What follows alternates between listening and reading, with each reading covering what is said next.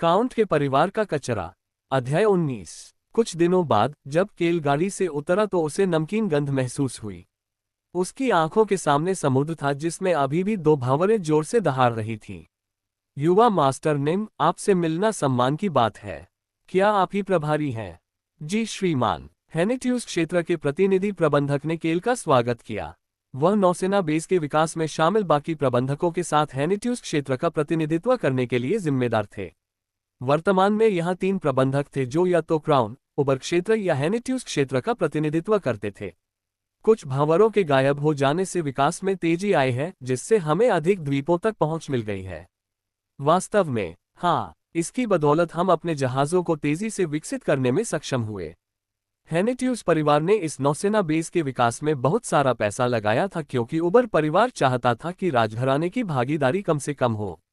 बदले में वे 2 चीजें चाहते थे, जिनमें से एक ये थी कि हेनेट्यूस परिवार को तटरेखा के एक हिस्से का मुफ्त में इस्तेमाल करने की अनुमति मिल जाए। तो क्या मैं तुम्हें निवास स्थान तक ले जाऊं?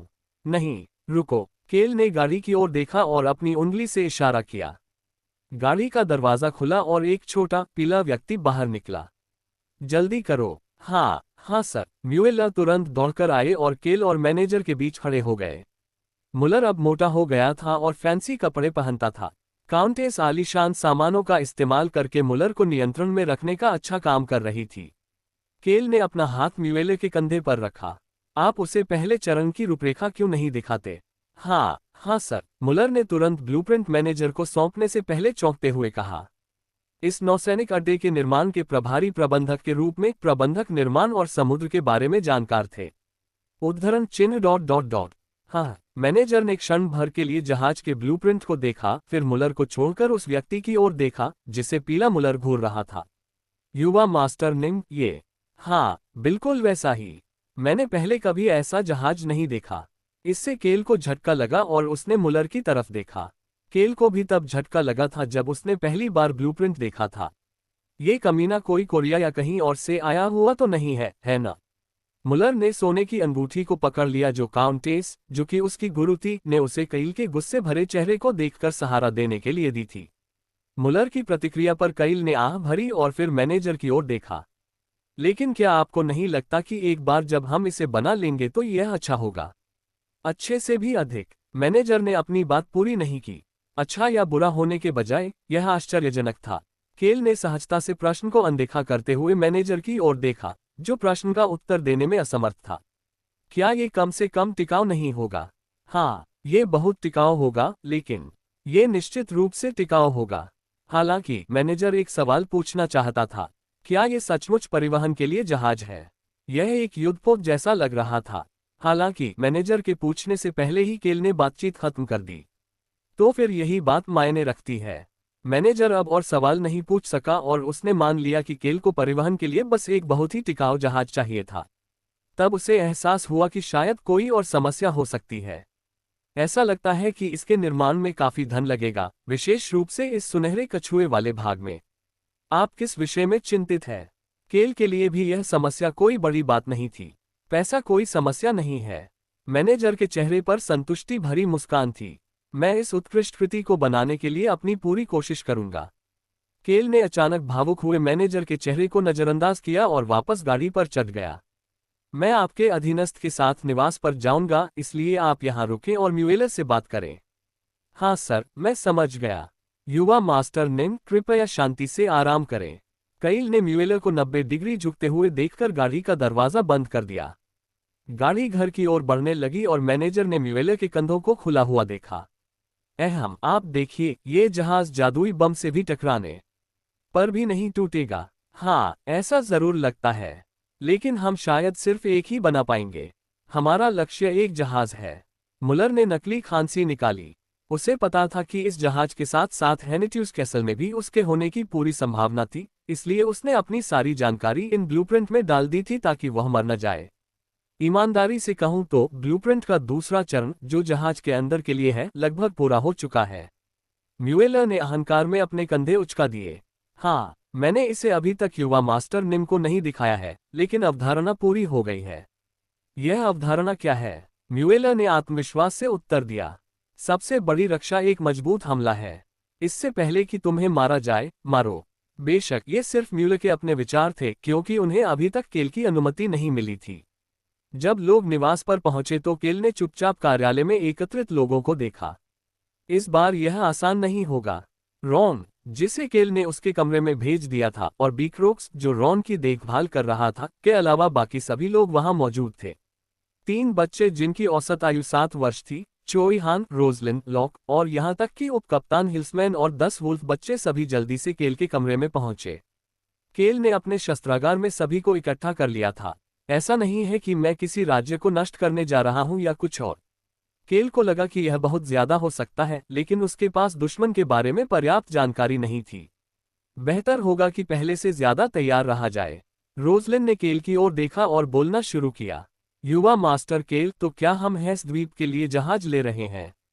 हाँ, हम शायद हेस द्वीप 5 के आसपास कहीं जाएंगे। हाइस द्वीप पश्चिमी और पूर्वी महाद्वीप के बीच द्वीपों के समूह के लिए इस्तेमाल किया जाने वाला शब्द था। संख्याएं उस क्रम को दर्शाती हैं जिसमें उन्हें खोजा गया था। केल का गंतव्य हेस द्वीप 5 था। ये खोजा जाने वाला 5वां द्वीप था, साथ ही समूह का सबसे बड़ा द्वीप भी था। ये पश्चिमी महाद्वीप का सबसे नजदीकी द्वीप भी था, जिससे जहाज से आसानी से यात्रा करना संभव था। यही कारण था कि रॉन भी उनके साथ जा सका।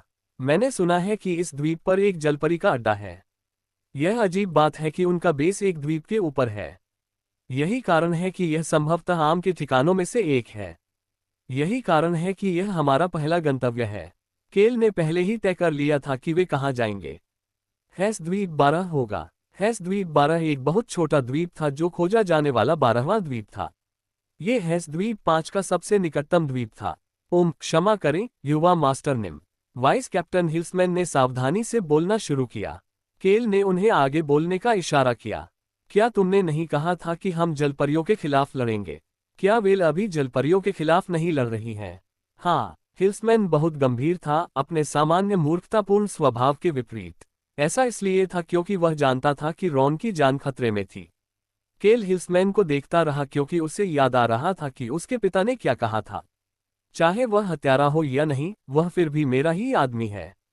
उसे बचा लो। उसकी जान बचाने के बाद उसके बारे में चिंता करने में देर नहीं लगेगी। दूसरे लोग सोच सकते हैं कि काउंट डेरूथ सिर्फ एक और नौकर को बचा रहा था और आश्चर्य करता है कि उसने इतनी मेहनत क्यों की। हालांकि ऐसा इसलिए था क्योंकि रॉन ने 10 साल से ज्यादा समय तक काइल की देखभाल की थी, जबकि काइल ने अपने परिवार के बाकी सदस्यों से दूरी बना रखी थी। वह काउंट से ज्यादा एक पिता के तौर पर सोच रहा था। युवा मास्टर निम, क्या हम ठीक रहेंगे? मैंने सुना है कि जलपरियां अंधेरे के प्राणी हैं और वर्तमान में मृत मान और जहर के कारण अधिक शक्तिशाली हैं। हिल्समैन उनके अंधकार गुण और मृत मान के बारे में चिंतित थे। कैले के स्थान पर रोजलिन ने प्रश्न का उत्तर दिया। हम ठीक हो जाएंगे। युवा मास्टर केल को पता है कि जलपरी के जहर को कैसे ठीक किया जाता है और हमें बस मृत मान को और भी अधिक शक्तिशाली शक्ति से दबाने की जरूरत है। मृत मैना का उपयोग करने वाले अंधेरे के प्राणियों के खिलाफ लड़ते समय सामान्य रणनीति यह थी कि युद्ध के समय की मात्रा को सीमित करने के लिए उन्हें एक ही हमले से दबा दिया जाए। मृत मान को दबाने के लिए उन्हें अधिक शक्तिशाली मान या आभा या यहां तक कि बहुत शक्तिशाली आक्रमण का प्रयोग करना पड़ता था। और वहां एक ऐसी शक्ति थी जो मृत मन के विरुद्ध अत्यंत शक्तिशाली थी। केल को उस शक्ति के बारे में पता था। जिंदगी एक मूर्खतापूर्ण तरीका है जो इसके खिलाफ बहुत अच्छा काम करेगा। ये वास्तव में बहुत सरल था। जीवित प्राणी मरे हुओं से ज्यादा ताकतवर थे। कुछ ऐसा था जो सबसे सटीक रूप से साबित करता था कि कुछ जीवित है। रोजलिन ने बोलना शुरू किया। बेशक अंधेरे के प्राणियों के खिलाफ लड़ते समय रक्त का उपयोग करना सबसे प्रभावी होता है जो मृत मैना का उपयोग करते हैं, लेकिन ये खतरनाक है। हाँ, खून, और उन्हें काफी मात्रा में रक्त की आवश्यकता होगी। यहाँ तक कि एक कमजोर इंसान भी अंधेरे के प्राणियों को कुछ समय के लिए रोक सकता है, अगर वह उन पर अपना खून छिड़क दे। हालांकि इस बात की बहुत अधिक संभावना थी कि वे बहुत अधिक रक्त की हानि से मर जाएं। आप थोड़े से रक्त का उपयोग करके अंधेरे के शक्तिशाली प्राणियों के खिलाफ नहीं लड़ सकते थे। हालांकि डार्क एल्वेस या वैम्पायर के खिलाफ खून बेकार है। डार्क एल्वेस अभी भी प्रकृति की संतान थे क्योंकि वे रक्त वाले जीवित प्राणी थे। हालांकि वे मृत मैना का उपयोग करते थे, जबकि पिशाच सामान्य आधार पर रक्त पीते थे। प्राचीन ग्रंथों में वर्णित है कि राक्षसी जातियों ने मानव हृदय को मृत मान से रंग दिया था ताकि मानव के मरने के बाद भी वह धड़कता रहे। क्या पागलपन है! केल को ये बात पागलपन जैसी लगी। उसी समय केल के मन में अचानक एक विचार आया जिसे उसने बिना सोचे समझे बुदबुदा दिया। मेरा खून संभवतः बेहद प्रभावी होगा। उसका रक्त हृदय की जीवन शक्ति द्वारा संचालित था।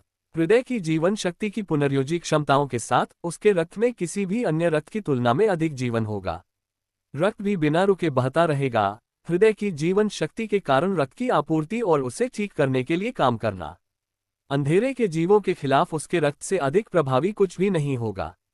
हालांकि उसे निश्चित होने के लिए परीक्षण की आवश्यकता होगी, फिर भी वह संभवतः जलपरियों के खिलाफ कुछ समय तक टिक सकता है। सबसे महत्वपूर्ण बात यह है कि प्राचीन शक्तियां प्रकृति और मनुष्यों से पैदा हुई शक्तियां थीं। इसका मतलब यह था कि हृदय की जीवन शक्ति में प्रकृति और जीवन दोनों के गुण थे।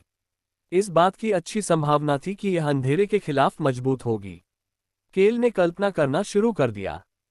अगर मैं अपना खून छिड़कूं, क्या होगा यदि वह स्वयं को रक्त से लथपथ कर ले और अपने शत्रुओं पर भी रक्त छिड़क दे?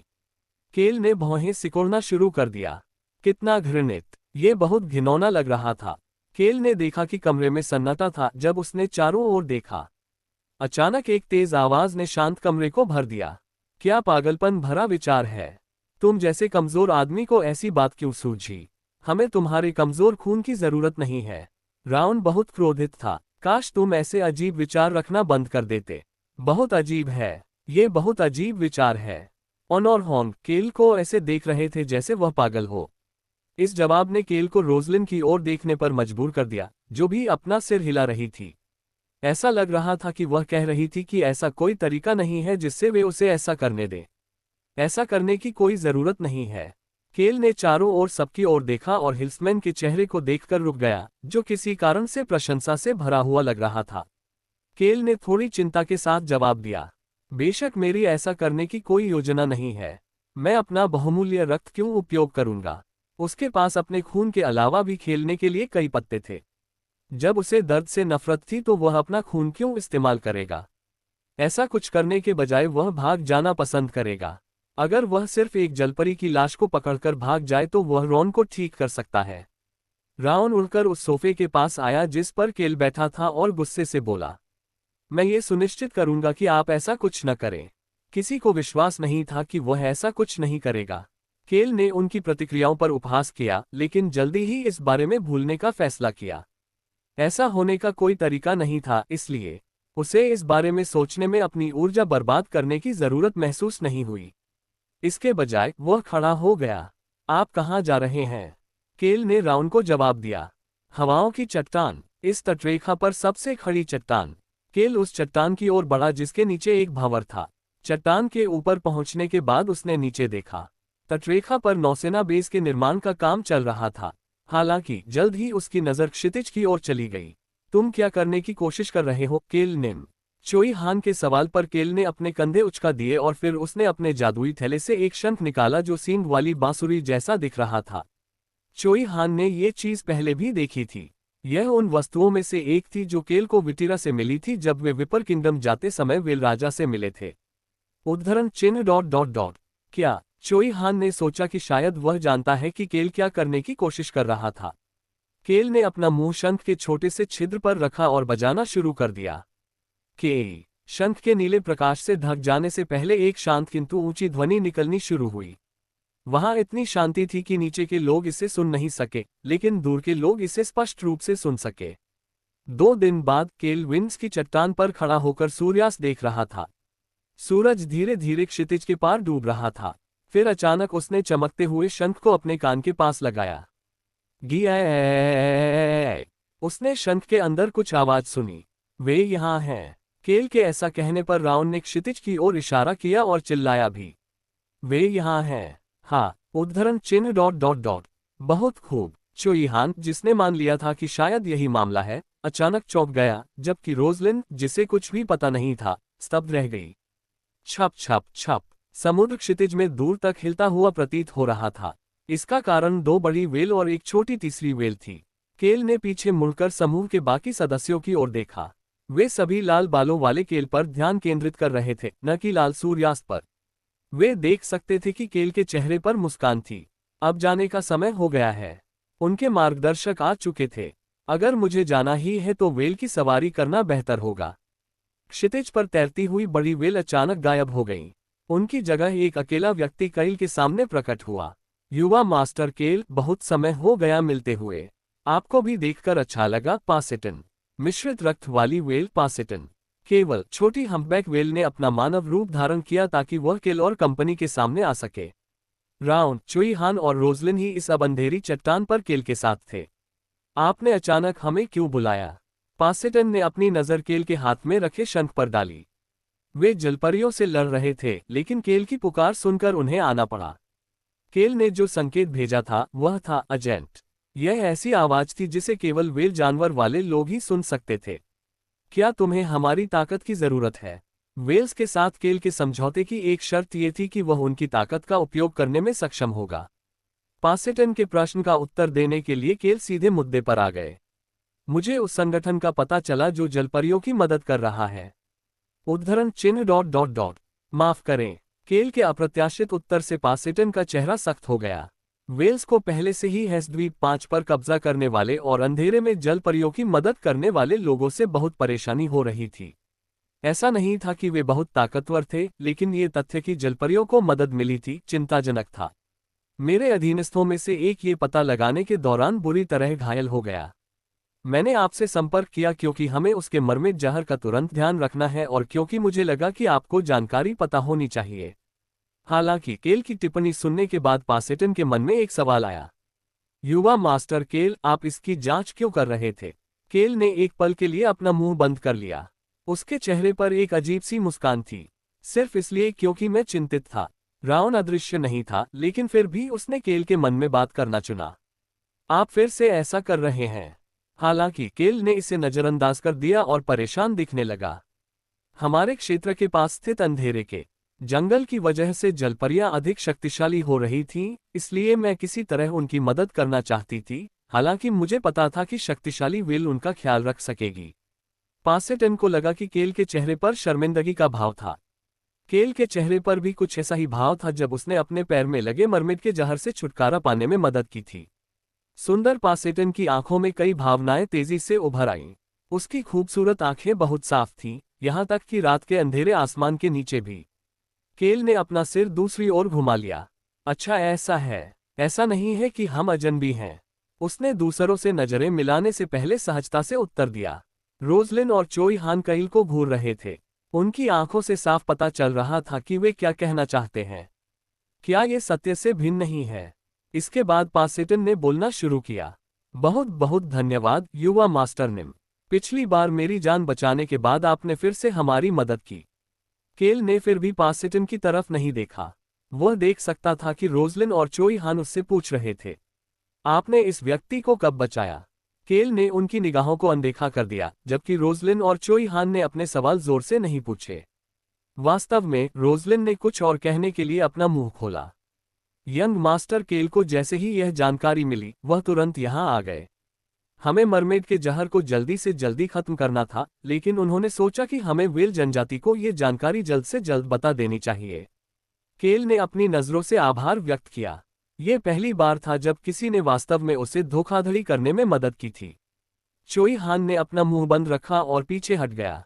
मैं समझ गया। मुझे लगता है कि हमें जलपरी के जहर से छुटकारा पाने के लिए जलपरी की लाश लाने की जरूरत है।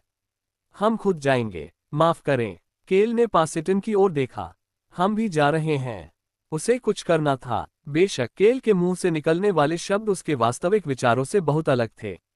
हम में से बहुत से लोग नहीं हैं, इसलिए हम शायद इस लड़ाई में भाग नहीं ले सकते, लेकिन हम मदद करना चाहते हैं, भले ही वह थोड़ी ही क्यों न हो। लेकिन वास्तव में केल तो बस हमला करके भागने की योजना बना रहा था। इतना भी काफी था। पासेटन की पुतलियां हिलने लगीं। व्हेल जनजाति इस समय जलपरी के साथ भयंकर युद्ध में उलझी हुई थी। बेशक उन्हें फायदा था क्योंकि उन्हें पहले से ही मृतमान और जहर के बारे में पता था। हालांकि वहां बहुत सारी जलपरी थी, जबकि व्हेल के रास्ते में बहुत सारी बाधाएं थी क्योंकि उन्हें जलपरी से लड़ते हुए कमजोर समुद्री जीवों की रक्षा करनी थी। इसीलिए उन्हें अत्यधिक शक्ति की आवश्यकता थी। युवा मास्टर निम कहते हैं कि वे कमजोर हैं, लेकिन पासेटन की नजर ब्लैक ड्रैगन की ओर गई। इससे कोई फर्क नहीं पड़ता कि वह जमीन पर था, द्वीप पर था या समुद्र में था। तुम क्या देख रहे हो, छोटी व्हेल? छोटे पैरों वाले प्यारे ड्रैगन ने अपनी नाक सिकोड़ ली और ऐसा पोज देना शुरू कर दिया जैसे कह रहा हो, मैं महान हूं। पेसेटन ने ड्रैगन की ताकत पहले भी देखी थी। उसने अपनी आंखों से उस जबरदस्त शक्ति को देखा था। ये कुछ भी नहीं है ड्रैगन निम।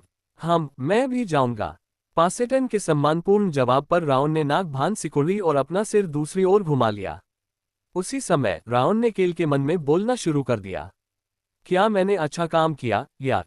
क्या मैं महान था? केल ने राउन की तरफ सिर हिलाया। उसने अपनी उम्र के हिसाब से अच्छा काम किया। केल को इस बात की परवाह नहीं थी कि राउन उसके अभिनय को लेकर कितना उत्साहित था, क्योंकि उसने पासेटन से बात करना शुरू कर दिया था। मैं वहां जाते समय आपको सब कुछ समझा दूंगा। मैं जल्द से जल्द वहां पहुंचना चाहता हूं। तुम क्या सोचते हो? पासेटन ने वैसा ही उत्तर दिया जैसा केल को उम्मीद थी। हम तुरंत निकल सकते हैं। अच्छा। केल देर रात चुपचाप निकलने की तैयारी कर रहा था। वे बंदरगाह से निकलने वाले नहीं थे, क्योंकि उस समय इलाके में कई सैनिक गश्त कर रहे थे। केल इस समय उस द्वीप पर था जो तट से सबसे दूर था। सभी लोग दिन में पहले ही यहां आ गए थे। ओह, बहुत खूब। पासेटन उस समूह को देखकर आश्चर्यचकित था। उसे उम्मीद थी कि ऑन और हॉर्न भी होंगे, लेकिन वहां उसकी अपेक्षा से ज्यादा लोग थे। उसे यह भी महसूस हो रहा था कि वे सभी काफी मजबूत थे। पासेटन ने सोचा कि उसने शायद गलत पढ़ा होगा, क्योंकि वह कमजोर वेलों में से एक था, लेकिन उसके साथ आए 2 किलर वेलों की प्रतिक्रियाओं के आधार पर वह सही प्रतीत हुआ। आर्ची, बहुत समय हो गया मिलते हुए। आर्ची, किलर वेल जो वेलकिन शिक्ल का रक्षक था, ने कठोर भाव से सिर झुकाया। फिर उसने तुरंत अपनी नजर केल से हटा ली। केल की निगाहें तथा केल के पीछे से उसे घूरता ब्लैक ड्रैगन उसे अजीब महसूस करा रहे थे। उसी समय राउन ने बोलना शुरू किया, क्या हम इस किलर वेल पर सवार हैं? शायद। आर्ची ने भौहें सिकोड़ना शुरू कर दिया। क्या उसने सही सुना? क्या उन्होंने सवारी करने के लिए कहा था? आर्ची ने पासेटन की ओर देखा, जिसने बोलना शुरू करने से पहले तुरंत अपनी नजरें दूसरी ओर कर लीं। एक बड़ा जहाज आसानी से देखा जा सकता है, इसलिए हम सभी को समुद्र में ले जाने के लिए एक मध्यम आकार के जहाज का उपयोग करेंगे, लेकिन चूंकि हमारे जहाज में सीमित जगह है और हमारे साथ एक घायल मरीज भी है, इसलिए केल निम और ड्रैगन निम। मैं अब राउन हूँ। हाँ, राउन निम और साथ ही कुछ अन्य लोग आप दोनों की पीठ पर उतरने से पहले लेविटेशन जादू का उपयोग करते हुए हमारा पीछा करेंगे। हो, आर्ची को यकीन नहीं हुआ कि उसने अभी क्या सुना है। राउन ने उसी समय बोलना शुरू कर दिया, लेकिन किलर वेल हम्पबैक वेल से छोटी होती हैं। क्या वहां पर्याप्त जगह होगी? किलर वेल हम्पबैक वेल की तुलना में छोटी थी, फिर भी वे कम से कम 7-10 मीटर लंबी थीं। आर्ची और भी अधिक भौहें सिकोड़ने लगी, जबकि उनके साथ आए दूसरे किलर वेल सैनिक भ्रमित थे। आर्ची, अग्रिम धन्यवाद। थपथपाओ थपथपाओ। केल ने आर्ची के कंधे को थपथपाया और मुस्कुराने लगा। आर्ची को लगा कि केल उसका मजाक उड़ा रहा है। उस पल आर्ची ने पासेटन को एक बार फिर से बोलते हुए सुना, आपकी जानकारी के लिए बता दूं कि आप दोनों को मध्यम आकार के जहाज को भी खींचना होगा। इसमें कुछ जादू है, इसलिए हमें बस इसे आपसे बांधना है। हमें कोई क्रू मेंबर नहीं मिला। उद्धरण चिन्ह ... मुझे ऐसी बकवास से क्यों निपटना चाहिए? मेरे पिता ने कहा था कि कुछ भी करो और सब कुछ करो। पासेटन का जवाब सुनकर आर्ची चुप हो गई। वेल राजा इन दिनों जलपरियों से लड़ने के कारण बहुत संवेदनशील था, इसलिए अगर उसने कोई गलत कदम उठाया तो उसे सचमुच पीट पीट कर मार डाला जा सकता था। धत्तेरी की। आर्ची ने आसमान की ओर देखा और कसम खाने लगी। केल वहीं खड़ा रहा और आर्ची की पीठ थपथपाने लगा। मैं आपकी पीठ पर रहूंगा, इसलिए कृपया सुरक्षित तराएं।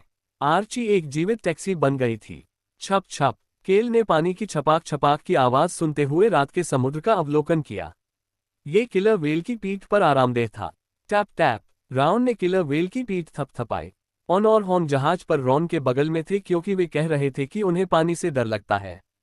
हालांकि वे रॉन के पास भी रहना चाहते थे, क्योंकि उन्हें रॉन की चिंता कैल से भी ज्यादा थी। मानव वेल की पीठ फिसलन भरी है। ऐसा ही होना चाहिए। अच्छा ऐसा है। राउन के चेहरे पर एक खाली भाव था जब वह केल की तरह किलर वेल की पीठ पर लेट गया।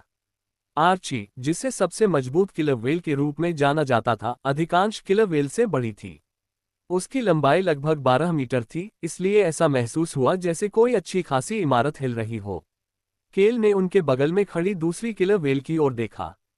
दूसरी किलर वेल भी उसी गति से आगे बढ़ रही थी। आर्ची और उस किलर वेल के बीच में एक मध्यम आकार का जहाज था जो मैना रस्सियों से उनसे बंधा हुआ था। बेशक पासेटन आगे था, उनका मार्गदर्शन कर रहा था। यह एक हाई स्पीड टैक्सी की तरह है। यह बहुत तेज था। केल ने दूसरे किलर व्हेल की पीठ की ओर देखा। रोजलिन और चोई हान अपने चेहरे पर अजीब भाव लिए बैठे थे, जबकि समुद्री बीमारी से पीड़ित हिल्समैन अपने हाथों से अपना मुंह ढकने में व्यस्त था। केल ने उन तीनों से मुंह मोड़ लिया क्योंकि वे असहज लग रहे थे और इसके बजाय रात के आसमान और चमकते सितारों को देखने लगा। फिर वह सोचने लगा, एक द्वीप को नष्ट करना ठीक होगा, है न? हैस द्वीप एक पर पहुंचने पर केल ने शांतिपूर्ण दृश्य का आनंद लिया। ऐसा इसलिए था क्योंकि हैस आइलैंड 12, हैस आइलैंड 5 पर आम के बेस के करीब था। वे नहीं चाहते थे कि व्हेल दिखाई दें, इसलिए वे पहले हैस आइलैंड 1 पर आए और फिर हैस आइलैंड 12 पर चले गए। मैं अपना नूनिम लेने जाऊंगा। पासेटन के चेहरे पर कठोरता थी जब उसने केल को बताया कि वह अपनी बहन के साथ वापस आएगा। केल ने पासेटन को बताया था कि जलपरियों की मदद करने वाले लोग एक बड़े संगठन हैं, जो रोआन साम्राज्य की राजधानी में प्लाजा आतंकी घटना का नेतृत्व करने की हिम्मत भी रखते हैं। जरूर, जल्दी करो। हाँ सर, हैस द्वीप एक व्हेल क्षेत्र का हिस्सा है, इसलिए जलपरियां नहीं आएंगी। ठीक है। पासेटन ने सिर झुकाकर जल्दी से द्वीप छोड़ दिया। आर्ची और दूसरी व्हेल ने पीछे मुड़कर भी नहीं देखा और वे पासेटन के पीछे पीछे चल पड़े। युवा स्वामी निम, क्या मुझे तंबू लगाना चाहिए? हाँ, जब तुम्हारा काम हो जाए तो रॉन को ले जाओ। जी श्रीमान। वुल्फ, मैस ने लॉक और हिल्समैन की ओर बढ़ने से पहले आत्मविश्वास से उत्तर दिया। वुल्फ किंग के उत्तराधिकारी लॉक वर्तमान में हिल्समैन की पीठ थपथपा रहे थे। हिल्समैन समुद्री बीमारी से उल्टी करने में व्यस्त था। जल्द ही रोजलिन, मैस और बाकी लोगों ने हैस द्वीप 1 के तट के पास 2 टेंट लगा दिए। स्वाभाविक रूप से केल ने मदद नहीं की और बस उन्हें सारा काम करते देखा। चोईहान केल के सामने खड़ा था क्योंकि केल ने उसे बुलाया था। चोईहान, हाँ केल निम, मुझे लगता है कि अपने किसी भी व्यक्ति को चोट पहुंचाने की अपेक्षा स्वार्थी होना बेहतर है। केल का लक्ष्य व्हेल और जलपरियों के बीच लड़ाई से बिना किसी चोट के चुपचाप बाहर निकल जाना था। लेकिन इस बार हमें कुछ करना होगा। वेल्स के लौटने से पहले केल को चोईहान से कुछ कहना था। क्या तुम्हें प्लाजा आतंकी घटना का जादूगर याद है? चोईहान के चेहरे पर एक अजीब सी मुस्कान आ गई। खून का दीवाना जादूगर रेडिका। चोईहान ने उसका हाथ काट दिया था। केल ने धीरे से चोईहान से कहा, वह एकमात्र व्यक्ति है जो रॉन का चेहरा देखने में कामयाब रहा। मुझे लगता है कि इस ऑपरेशन में 2 चीजें सबसे महत्वपूर्ण हैं। चोईहान ने कैले से आंख मिलाई। पहला है रॉन को जलपरी के जहर से मुक्त करना और दूसरा है भविष्य में रॉन या हम में से किसी के लिए किसी भी संभावित खतरे से छुटकारा पाना। तुम समझ रहे हो मेरा क्या मतलब है? चोईहान ने बिना किसी हिचकिचाहट के उत्तर दिया। या तो मैं उस जादूगर की दूसरी आंख नष्ट कर दूंगा या उसे मार दूंगा। फिर उन्होंने आगे कहा, बीक्रॉक्स ऐसा करना चाहेंगे, लेकिन मुझे लगता है कि मेरे लिए ऐसा करना बेहतर है। वह वर्तमान में तर्कसंगत होने के लिए बहुत भावुक है। चोईहान को ठीक से पता था कि उसे क्या करना है। रॉन का अंत इस तरह हुआ क्योंकि वह पिछली बार रेडिका को मारने में सफल नहीं हो पाया था। अब उसे लोगों को मारने में कोई हिचक नहीं थी। ऐसा नहीं था कि ऐसा करने से उसे पीड़ा हुई, लेकिन इससे कोई फर्क नहीं पड़ता कि वे कमीने मर गए। नहीं, ये बेहतर होगा कि वे कमीने मर जाएं। नहीं, इसे ज्यादा करने और उसे मारने की कोई जरूरत नहीं है। मुझे अपने हाथ गंदे करने का कोई ख्याल नहीं है। ये बहुत कठिन नहीं होगा। केल को पता था कि चोईहान एक अच्छा व्यक्ति था, लेकिन उसे हत्या करने में कोई हिचक नहीं थी। हालांकि केल अपने हाथों पर खून नहीं लगाना चाहता था। उसे परवाह नहीं थी कि यह अनुचित होगा या नहीं। चोईहान, मेरी योजना है। यह उसी क्षण हुआ। छप छप। केल ने तेज छप छप की आवाज सुनी। केल ने अपना मुंह बंद कर लिया क्योंकि उसकी नाक में खून की गंध भर गई थी। उसने अपना सिर पानी की ओर घुमाया। बहुत खूब। एक व्यक्ति था जिसने लड़ने के लिए सचमुच उस मूर्खतापूर्ण तरीके का इस्तेमाल किया था। खैर, एक वेल, एक व्यक्ति नहीं। विशाल हम्पबैक वेल, विटिरा वेलों की भावी रानी। वह खून से लथपथ थी। ऐसा लग रहा था जैसे वह अपने खून का इस्तेमाल करके जलपरियों से लड़ रही थी। युवा मास्टर केल, आपसे दोबारा मिलकर खुशी हुई। हालांकि उसकी आवाज अभी भी बहुत शांत थी। उस क्षण राउन ने केल के मन में बोलना शुरू कर दिया। मैं महान और शक्तिशाली हूं, इसलिए मैं इस तरह से खून का इस्तेमाल नहीं करना चाहता। और आप निश्चित रूप से ऐसा नहीं कर सकते। राउन बहुत जिद्दी था। मानव, जल्दी करो और मुझे जादुई पत्थर दो। अगर तुम चाहो तो मैं 100 जादुई बम भी बना सकता हूं। केल के पास सैकड़ों उच्चतम श्रेणी के जादुई पत्थर थे, जिनके बारे में कहा जाता था कि वे अत्यंत विनाशकारी हैं। साथ ही राउन और रोजलिन के पास भी ऐसे ही पत्थर थे। चोई हान। केल विटिरा की ओर चला गया और उसने धीमी आवाज में बात की जिसे सिर्फ चोई हान ही सुन सकता था। ये काम कुछ ही लोगों के लिए था। क्या तुम छिपने में अच्छे नहीं हो? योजना का नाम था प्रतिबिंब। उन्हें जो कुछ भी मिला है उसे वापस कर दें। आपके साथ भी वही किया जाए जो आपके साथ हुआ है। इससे बुरा या परेशान करने वाला कुछ भी नहीं है। केल ने चोई हान के जवाब का इंतजार नहीं किया और तुरंत खूनी वेल के सामने जाकर खड़ा हो गया। चोटें जानबूझकर पहुंचाई गईं। वेल के शरीर पर कोई बड़ी चोट नहीं थी। ये सभी छोटी चोटें कुछ औषधियों के इस्तेमाल के बाद बिना किसी निशान के गायब हो जाती थीं। लगता है तुमने थोड़ा खून इस्तेमाल किया है। केल की शांत आवाज सुनकर विटिरा की भौं थोड़ी ऊपर उठ गई, जिसमें कोई चिंता नहीं दिख रही थी। थोड़ा सा। मैं अग्रणी हूं, इसलिए मैंने सोचा कि यह बेहतर होगा। विटिरा ने उन किलर वेल्स के सामने भी लड़ाई लड़ी जो अपनी हिंसा के लिए जाने जाते थे। वह ऐसी महिला थी जो चोट लगने की परवाह नहीं करती थी। युद्ध के दौरान कभी कभी उस प्रकार की मानसिकता की आवश्यकता पड़ती थी। जब वेल जनजाति, अन्य समुद्री जानवर और समुद्र के जीव जलपरियों के खिलाफ लड़ रहे थे, तो वह जलपरियों और उनके मृत मानस को पीछे धकेलने के लिए अपने खून का छिड़काव कर रही थी। ये कितना विस्मयकारी होगा! इससे सैनिकों का मनोबल जरूर बढ़ेगा। हालांकि मेरी ऐसी कोई योजना नहीं है। केल के लिए सबसे महत्वपूर्ण बात थी कि उसे चोट न लगे। वह कुछ भी करने को तैयार था, यहां तक कि दूसरों को धोखा देने के लिए भी, ताकि उसे चोट न लगे। क्या हम तंबू में जाकर चर्चा करें? जरूर। पस्सस। जैसे ही विटिरा मानव रूप में परिवर्तित होकर जमीन पर उतरी, जलवाष्प प्रकट होने लगी। डरावना। वह बहुत डरावनी लग रही थी क्योंकि उसका शरीर अभी भी खून से लथपथ था। केल धीरे धीरे विटिरा से दूर चला गया और तंबू की ओर चलने लगा। मेरे पीछे आओ। ठीक है। वह रॉन के तंबू से अलग तंबू में गया और सीधे मुद्दे पर आ गया। क्या आपने पासेटन से स्थिति का अवलोकन सुना? हाँ, हमें सिरदर्द हो रहा था क्योंकि जलपरियों की मदद करने वाले लोग मजबूत लग रहे थे, लेकिन हमें नहीं पता था कि वे इतने बड़े संगठन थे। विटिरा ने औषधि पीने से पहले औषधि पीना शुरू किया। औषधि पीते ही उसकी चोटें तुरंत गायब होने लगीं। पिछले कुछ दिनों से जहाज पर एक तलवारबाज और एक भालाबाज हमें परेशान कर रहे हैं। जब भी हमारे वेल जनजाति के सदस्य या वेल हवा के लिए ऊपर आते, तो वे हम पर हमला कर देते। हम कुछ दिन पहले। केल झेप गया। विटिरा ने बोलना जारी रखा। आग के जादू का उपयोग करने वाला जादूगर भी परेशान करने वाला है, लेकिन वह तलवारबाज जो पानी में आभा विस्फोट भेजता रहता है, वह असली समस्या है। आभा। एक तलवारबाज आभा विस्फोट भेज रहा है। क्या यह तलवारबाज स्तर का नहीं है? उद्धरण ... यह मेरी अपेक्षा से अलग है। भालाधारी भी परेशान करने वाला है। ऐसा लगता है कि उसने पूर्वी महाद्वीप की भाला कला का अभ्यास किया है। उसकी आभा की ताकत तलवारधारी से कम है, लेकिन वह इसका उपयोग करने में काफी कुशल था। ऐसा लगता है कि वह जल्द ही भालाधारी स्तर तक पहुंच जाएगा। उद्धरण ...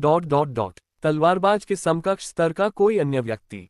ये कैले की अपेक्षा से बहुत अलग था। केल की पुतलियां हिलने लगीं। दुश्मन उसकी अपेक्षा से अधिक शक्तिशाली थे। केल ने शांत विटिरा की ओर देखा। हालांकि वेल की संख्या कम थी, लेकिन वेल किंग की वंशावली वाली हम्पबैक वेल चोईहान से ज्यादा ताकतवर थी और किलर वेल चोईहान जितनी ही ताकतवर थी। बाकी वेल चोईहान से कमजोर थी। कुछ बहुत मजबूत लोग सहायता के लिए आए हैं। ठीक है, लेकिन मुझे लगता है कि एक बार जब हम काफी संख्या में जलपरियों से छुटकारा पा लेंगे तो यह आसान हो जाएगा। योद्धा जलपरियां, जिन्होंने मृत मान को अवशोषित कर लिया था, वर्तमान में वेलों से बच रही थीं और अन्य समुद्री जीवों और महासागरीय जानवर लोगों पर हमला कर रही थीं। केल को विटिरा से वर्तमान स्थिति के बारे में एक संक्षिप्त रिपोर्ट प्राप्त हुई। तो क्या तलवारबाज, भालाधारी और जादूगर वेल पर हमला करने पर ध्यान केंद्रित कर रहे हैं? हाँ, वेल जनजाति और वेल को अक्सर सतह पर आना पड़ता था, यहां तक कि लड़ाई के दौरान भी गुप्त संगठन हमला करने का यह मौका नहीं चूकता था। वेल जनजाति का कोई भी सदस्य घायल नहीं हुआ है, लेकिन वेल के कई बच्चे घायल हो गए हैं। विटिरा के चेहरे पर गुस्सा साफ झलक रहा था। हो सकता है कि वे जानवर न हो, लेकिन वेल्स बुद्धिमान और मजबूत जीव थे। वे वेल जनजाति के साथ मिलकर जलपरियों के खिलाफ अग्रिम पंक्ति में लड़ने के लिए काम कर रहे थे। उद्धरण ... कई बच्चे इस दुनिया को छोड़कर चले गए हैं।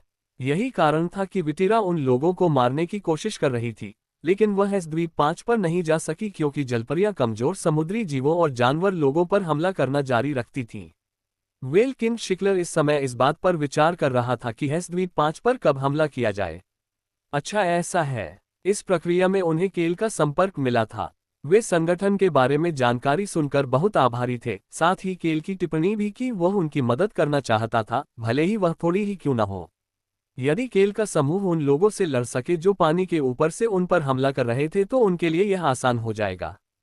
हाँ, यही कारण है कि हालांकि हम जानते हैं कि हमें पूछना नहीं चाहिए, ये हमारे लिए एक बड़ी मदद होगी अगर युवा मास्टर कैले हमें मदद दे। विटेरा का मानना था कि केल की मदद से वह उनके साथ लड़ेगा। हालांकि केल की योजना थोड़ी अलग थी। केल, जो कुछ देर से चुपचाप सोच रहा था, धीरे धीरे बोलने लगा। विटेरा, हाँ, मैं एक द्वीप को नष्ट करने के बारे में सोच रहा हूँ। उद्धरण चिन्ह डॉट डॉट डॉट। क्या नष्ट करना है? भ्रमित विटेरा के सामने एक नक्शा खुल गया। राउंड ने अपने अगले पंजे से एक नक्शा खोला और एक स्थान की ओर इशारा किया।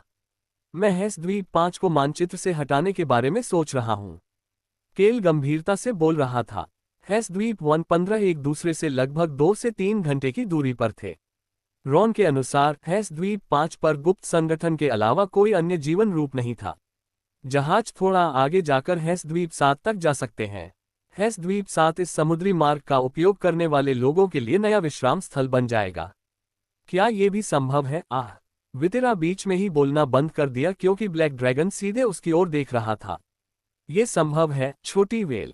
हाँ, मुझे यकीन है कि यह वैसा ही है जैसा आप कह रहे हैं, ड्रैगन निम। ये निश्चित रूप से संभव था। हालांकि हेस आइलैंड 5 ब्लैक स्वैम्प से बहुत बड़ा था, लेकिन किसी नियंत्रण की आवश्यकता नहीं थी क्योंकि वे इसे नष्ट करने की कोशिश कर रहे थे। हालांकि ऐसा करने के लिए मुझे 2 चीजों की जरूरत है। यह क्या है? विटेरा के शांत व्यवहार से केल को पता चल गया कि विटेरा वास्तव में एक महासागरीय जनजाति से थी। उसे द्वीप, जमीन के एक टुकड़े के गायब होने की परवाह नहीं थी। दूसरी ओर केल ने इस विचार को छोड़ने से पहले कुछ समय तक इस पर विचार किया होगा कि क्या द्वीप पर अन्य जीव रहते हैं। वास्तव में इन 2 चीजों से पहले भी एक शर्त है। एक शर्त? हाँ, हम अपनी पहचान उजागर किए बिना लड़ने की योजना बना रहे हैं, खासकर जब हम उस संगठन के खिलाफ लड़ रहे हों। विटेरा समझ गई कि केल क्या कहना चाह रहा था। अगर केल किसी भयानक परिस्थिति में फंस जाता तो यह एक बुरा अंत होता क्योंकि वह उस संगठन की मदद करते हुए उसके साथ जुड़ गया था। इसके अलावा ये बात तो मामूली थी क्योंकि वह उनके लिए द्वीप को नष्ट करने जा रहा था। हाँ, मैं समझ गया। अच्छा, सबसे पहले हमें परिवहन की जरूरत है। मैं तुम्हारे लिए कुछ वेल बुलाऊंगा। छोटे वाले। बेशक, मैं चुस्त लेकिन चुपके वाले लोगों पर ध्यान केंद्रित करूंगा। उसे भेड़िया बच्चों के लिए बस एक छोटी वेल की जरूरत थी। दूसरा, केल और विटेरा ने आंख से संपर्क बनाया। मैं चाहता हूं कि तुम जंगली हो जाओ। उद्धरण चिन्ह डॉट डॉट डॉट। जंगली। मुझे वेलों को बेकाबू होकर दौड़ाने की जरूरत है ताकि ध्यान बंट जाए। केल ने सहजता से अपनी बात जारी रखी। फिर मैं उस क्षण का उपयोग हेस द्वीप 5 और उसके नीचे स्थित जलपरी बेस को नष्ट करने के लिए करूंगा। आप चाहते हैं कि हम उन्हें बाहर निकालें। क्या ये ठीक रहेगा अगर हम तलवारबाज, भालाधारी और जादूगर को बाहर निकाल दें? हाँ। विटेरा को अचानक कुछ याद आया। तलवारबाज और भालाधारी के आने के बाद से जादूगर ने द्वीप नहीं छोड़ा है। जब तक हम द्वीप के बहुत करीब नहीं पहुंच गए तब तक वह बाहर नहीं आया। वास्तव में वह एकदम सही था। ये और भी बेहतर होगा यदि वह उस खूनी रेडिका को द्वीप के साथ उड़ा सके। हाँ, वह थोड़ा पागल लगता है। विटेरा का चेहरा अचानक उदास हो गया। केल को लगा जैसे उसे इसका कारण पता है। जब आप लड़ाई के लिए अपना खून इस्तेमाल कर रहे थे तो वह आप पर हंसने और झपटने लगा। आप कैसे जानते हो? हमने जो जानकारी एकत्र की उसके अनुसार वह लाल रंग के कारण पागल हो जाता है। विटेरा ने चिंता से केल की ओर देखा। राउंड ने अपना सिर इतनी तेजी से केल की ओर घुमाया कि उसमें से फुसफुसाहट जैसी आवाज निकली। केल ने उनके चेहरों पर भाव देखे और अपने लाल बालों को पीछे किया, फिर सहजता से कुछ और कहा। इसलिए अगर मुझे देखा गया तो ये जटिल हो जाएगा। तो ये बात है, मानव। मैं समझता हूँ। वेल और ड्रैगन दोनों समझ गए। इसके बाद विटेरा ने बड़बड़ाना शुरू कर दिया। वह तलवारबाज भी अजीब था। तलवारबाज? हाँ, उस महिला का व्यक्तित्व भी कुछ ऐसा ही था। खैर, आपको चिंता करने की जरूरत नहीं है क्योंकि आपको उससे निपटने की जरूरत नहीं होगी। विटेरा मुस्कुराई जबकि राउंड के चेहरे पर दृढ़ निश्चय का भाव था। ठीक है, तो फिर जो भी हो। केल ने इस बारे में न सोचने का निर्णय लिया। उन्होंने विदा लेने से पहले विटीरा के साथ अन्य विवरणों पर चर्चा की और अगली सुबह वुल्फ बच्चों और हिल्समैन को रवाना करने के लिए तैयार हो गए। एक व्हेल आपको वहां ले जाएगी, इसलिए हेस द्वीप पर एक चूहे की तरह शांत रहें। 12 आपके पास वो पोशाकें हैं जो मैंने आपको दी थी, है ना? हाँ युवा मास्टर निम, हमने इसे पैक कर लिया है। मैं बच्चों की अच्छी देखभाल करूंगा। केल ने हिल्समैन की रिपोर्ट को नजरअंदाज किया और लॉक और मैस की ओर देखा। दोनों लड़कों ने सिर हिलाया। लॉक आमतौर पर शर्मीला था, लेकिन जब वह अपने छोटे भाई बहनों के साथ होता था तो वह भरोसेमंद होता था। जिम्मेदारी की भावना ने उसके व्यवहार को बदल दिया। तो फिर वहां जाकर रुको। अगर कुछ गलत हुआ तो सिग्नल फ्लेयर चलाओ। जी श्रीमान। सभी 12 लोगों ने अपने हथियार पैक किए और एक किशोर व्हेल और एक शिशु व्हेल पर सवार हुए, जिनकी लंबाई 4 मीटर से भी कम थी, और हेस द्वीप 12 की ओर चल पड़े। कैले ने बीकरोक से बात करने से पहले उन्हें गायब होते देखा। मुझे पता है कि तुम खुश नहीं हो, लेकिन तुम्हें अपने पिता के साथ रहना चाहिए। मैं समझ गया, युवा मास्टर निम। अच्छा, कृपया मेरे पिता को बचाओ। केल समझ गया कि बीकरोक्स कैसा महसूस कर रहा होगा। वह लड़ना तो चाहता होगा पर ऐसा करने में असमर्थ होगा। चिंता मत करो। समूह के बाकी सदस्यों की ओर देखने से पहले उन्होंने बीकरोक्स के कंधे पर थपथपाया। रोजलिन, चोई हान, ऑन हॉन्ग और राउन, ये समूह केल के साथ जाने वाला था। केल ने अपने जादुई बैग से कई काले कपड़े निकाले। ठीक है, इन्हें पहन लो। चोई हान ने भौहें सिकुड़ना शुरू कर दिया। उद्धरण चिन्ह डॉट डॉट डॉट। हमें ये फिर से पहनने होंगे। यह एक काली पोशाक थी, जिसके हृदय के चारों ओर एक लाल सितारा और 5 सफेद सितारे लगे थे, तथा ये काला मुखौटा था जिसे उन्होंने अतीत में पहना था जब वे राउन को बचाने गए थे। बेशक यह नकली गुप्त संगठन का पहनावा असली से थोड़ा अलग था। हाँ, केल की संक्षिप्त प्रतिक्रिया सुनने के बाद चोई हान ने कपड़े बदलने शुरू कर दिए। रोसेलिन और राउन द्वारा अपना मन इकट्ठा करने से पहले केवल 3 मनुष्यों ने कपड़े बदले। हम अब जा रहे हैं। राउन की चेतावनी के बाद केल का समूह आकाश में उड़ गया। वे हेस द्वीप 5 की ओर जा रहे थे। जैसे ही वे तेजी से हेस द्वीप 5 की ओर उड़ रहे, केल को एक तेज गर्जना सुनाई दी। रोआर, झगड़ा करना। केल ने नीचे देखा तो पानी में हलचल मची हुई थी। स्प्लैश। पीठ पर एक्स आकार का निशान लिए एक किलर व्हेल पानी के ऊपर उछली और फिर वापस पानी के नीचे गायब हो गई। इससे पानी में बड़ी लहर पैदा हो गई। व्हेल जनजाति और व्हेल मछलियां जंगली होकर अपना काम कर रही थीं। वाह, वे सचमुच अपना सर्वश्रेष्ठ दे रहे हैं। वे निश्चित रूप से वही कर रहे थे जो उन्होंने कहा था। रोरो, एक किलर व्हेल अपने मुंह में एक जलपरी को लेकर हवा में उछली। जलपरी पहले ही मर चुकी थी। मानव, ध्यान रखना कि तुम वहां मत जाना। हाँ, केल निम, कृपया दूर रहो। हमारा सबसे छोटा बेटा सही कह रहा है। अगर तुम जाओ भी तो अकेले मत जाना। केल ने अपने समूह की चिंता पर नाक भान सिकोड़ी। तुम्हें लगता है मैं पागल हूं? मैं वहां क्यों जाऊंगा? यह उसी क्षण हुआ। हम चोई हान को नीचे देखते देख केल ने नीचे देखा। वे देख सकते थे कि जादुई ढालों से घिरे 2 जहाज वेल्स की ओर बढ़ रहे थे। प्रत्येक जहाज के आगे एक व्यक्ति खड़ा था। वह गोरी महिला जो तलवारबाज लग रही थी, अपनी तलवार समुद्र की ओर तान रही थी। तलवार सुनहरी आभा से ढकी हुई थी। तलवारबाज ने अपनी तलवार घुमाए और कुछ ऐसा चिल्लाया जिसे केल सुन नहीं सका। वह क्या कह रही है? राउन ने हमेशा की तरह केल के प्रश्न का उत्तर दिया। उसने कहा, मुझे आश्चर्य है कि एक खूनी महासागर कितना सुंदर होगा। पागल, विटीरा को हेस द्वीप 5 से गुप्त संगठन के अधिक से अधिक सदस्यों को बाहर निकालने की आवश्यकता है। ऐसा होना आवश्यक था ताकि वह सुरक्षित और आसानी से भाग सके। केल, जो वेलों के बेलगाम होकर लोगों को बाहर खींचने का इंतजार कर रहा था, अचानक चौंक गया। बांग! तलवारबाज की तलवार से सुनहरी आभा निकली और पानी में जा गिरी, जिससे क्षण भर के लिए सागर 2 भागों में विभाजित हो गया। राउन, यह क्या है? मानव, चलो जल्दी चलें। केल को महसूस हो रहा था कि उसका दिल तेजी से धड़क रहा है। दुश्मन की ताकत देखना उसके स्वास्थ्य के लिए अच्छा नहीं था। उनकी उड़ान की गति थोड़ी बढ़ गई। उसी समय राउन ने बोलना शुरू किया। वह वेल भी बहुत अच्छी है। वह वेल। केल ने फिर नीचे देखा। वहां एक औरत पानी के बीच से भागती हुई जा रही थी। छोटी वेल भी अच्छी है। एक आदमी उसके पीछे पीछे आ रहा था। यह वितिरा और पासेटन थे। भाई बहनों ने क्रमशः कोड़ा और तलवार चलाई, जबकि वितिरा तलवारबाज की ओर दौड़ी और पासेटन भालाधारी की ओर दौड़े। जैसा कि केल ने उम्मीद की थी, दोनों खून छिड़कते हुए तेजी से अपने लक्ष्य की ओर बढ़ रहे थे। चोई हान, हाँ केल निम, उन पर ध्यान से नजर रखो। चोई हान ने बिना कोई उत्तर दिए निरीक्षण जारी रखा। झाड़ वितेरा का कोड़ा तलवारबाज की तलवार से टकराया जो उसकी सुनहरी आभा से ढकी हुई थी। टकराना। वितेरा के चाबुक के चारों ओर एक नीली रोशनी थी। ये वेल की अनोखी शक्ति थी जो समुद्र की शक्ति का उपयोग करके हमला करती थी। वितेरा की नीली आभा तलवारबाज की सुनहरी आभा जितनी ही मजबूत थी, जिससे ये बहुत स्पष्ट हो गया कि वह टुनका के खिलाफ लड़ाई में मजाक कर रही थी। चिंता मत करो, चोई हान नहीं हारेगा, रोजलिन भी नहीं हारेगी। राउन ने अपनी गति और भी बढ़ाने से पहले ये घोषणा की। केल ने चोई हान और रोजलिन की ओर देखा, जिन्होंने भी उसे देखकर मुस्कुराया।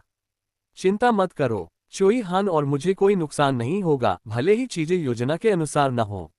भले ही चीजें योजना के अनुसार न हो, लेकिन केल मास्क पहने लोगों के साथ इसका ध्यान रखने की योजना बना रहा था। केल का एक लक्ष्य किसी भी संभावित समस्या से छुटकारा पाना था जो भविष्य में उनके लिए चीजों को खतरनाक बना सकती थी। अगर राउन का खुलासा हो गया तो चीजें जटिल हो जाएंगी।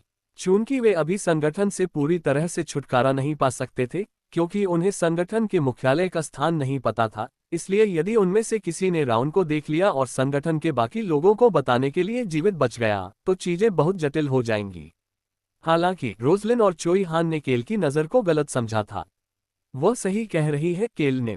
मुझे कोई चोट नहीं लगेगी। उद्धरण ... मुझे इस बात की अधिक चिंता है कि कहीं मुझे चोट न लग जाए। केल कुछ नहीं बोल पाया। हालांकि केल की बाहों में लेटे हुए ऑन ने अपना सिर हिलाया ताकि ये दिखाया जा सके कि चोई हान और रोजलिन गलत थे। ऑन ने केल की बाह पर थपथपाया। मुझे नहीं लगता कि तुम्हें चोट लगेगी। तुम्हें चिंता करने की जरूरत नहीं है। ऑन को पता था कि केल क्या सोच रहा था। हालांकि इस 10 वर्षीय बच्चे की दयनीय निगाहें केल को भी पसंद नहीं थीं। उसने बस ये दिखावा किया कि उसने ऑन की बात नहीं सुनी और इसके बजाय राउन को आगे बढ़ने के लिए प्रेरित किया। और भी तेज। ठीक है, मानव। कुछ ही क्षण बाद केल हेस द्वीप 5 के ऊपर तैर रहा था। रोजलिन ने बोलना शुरू किया।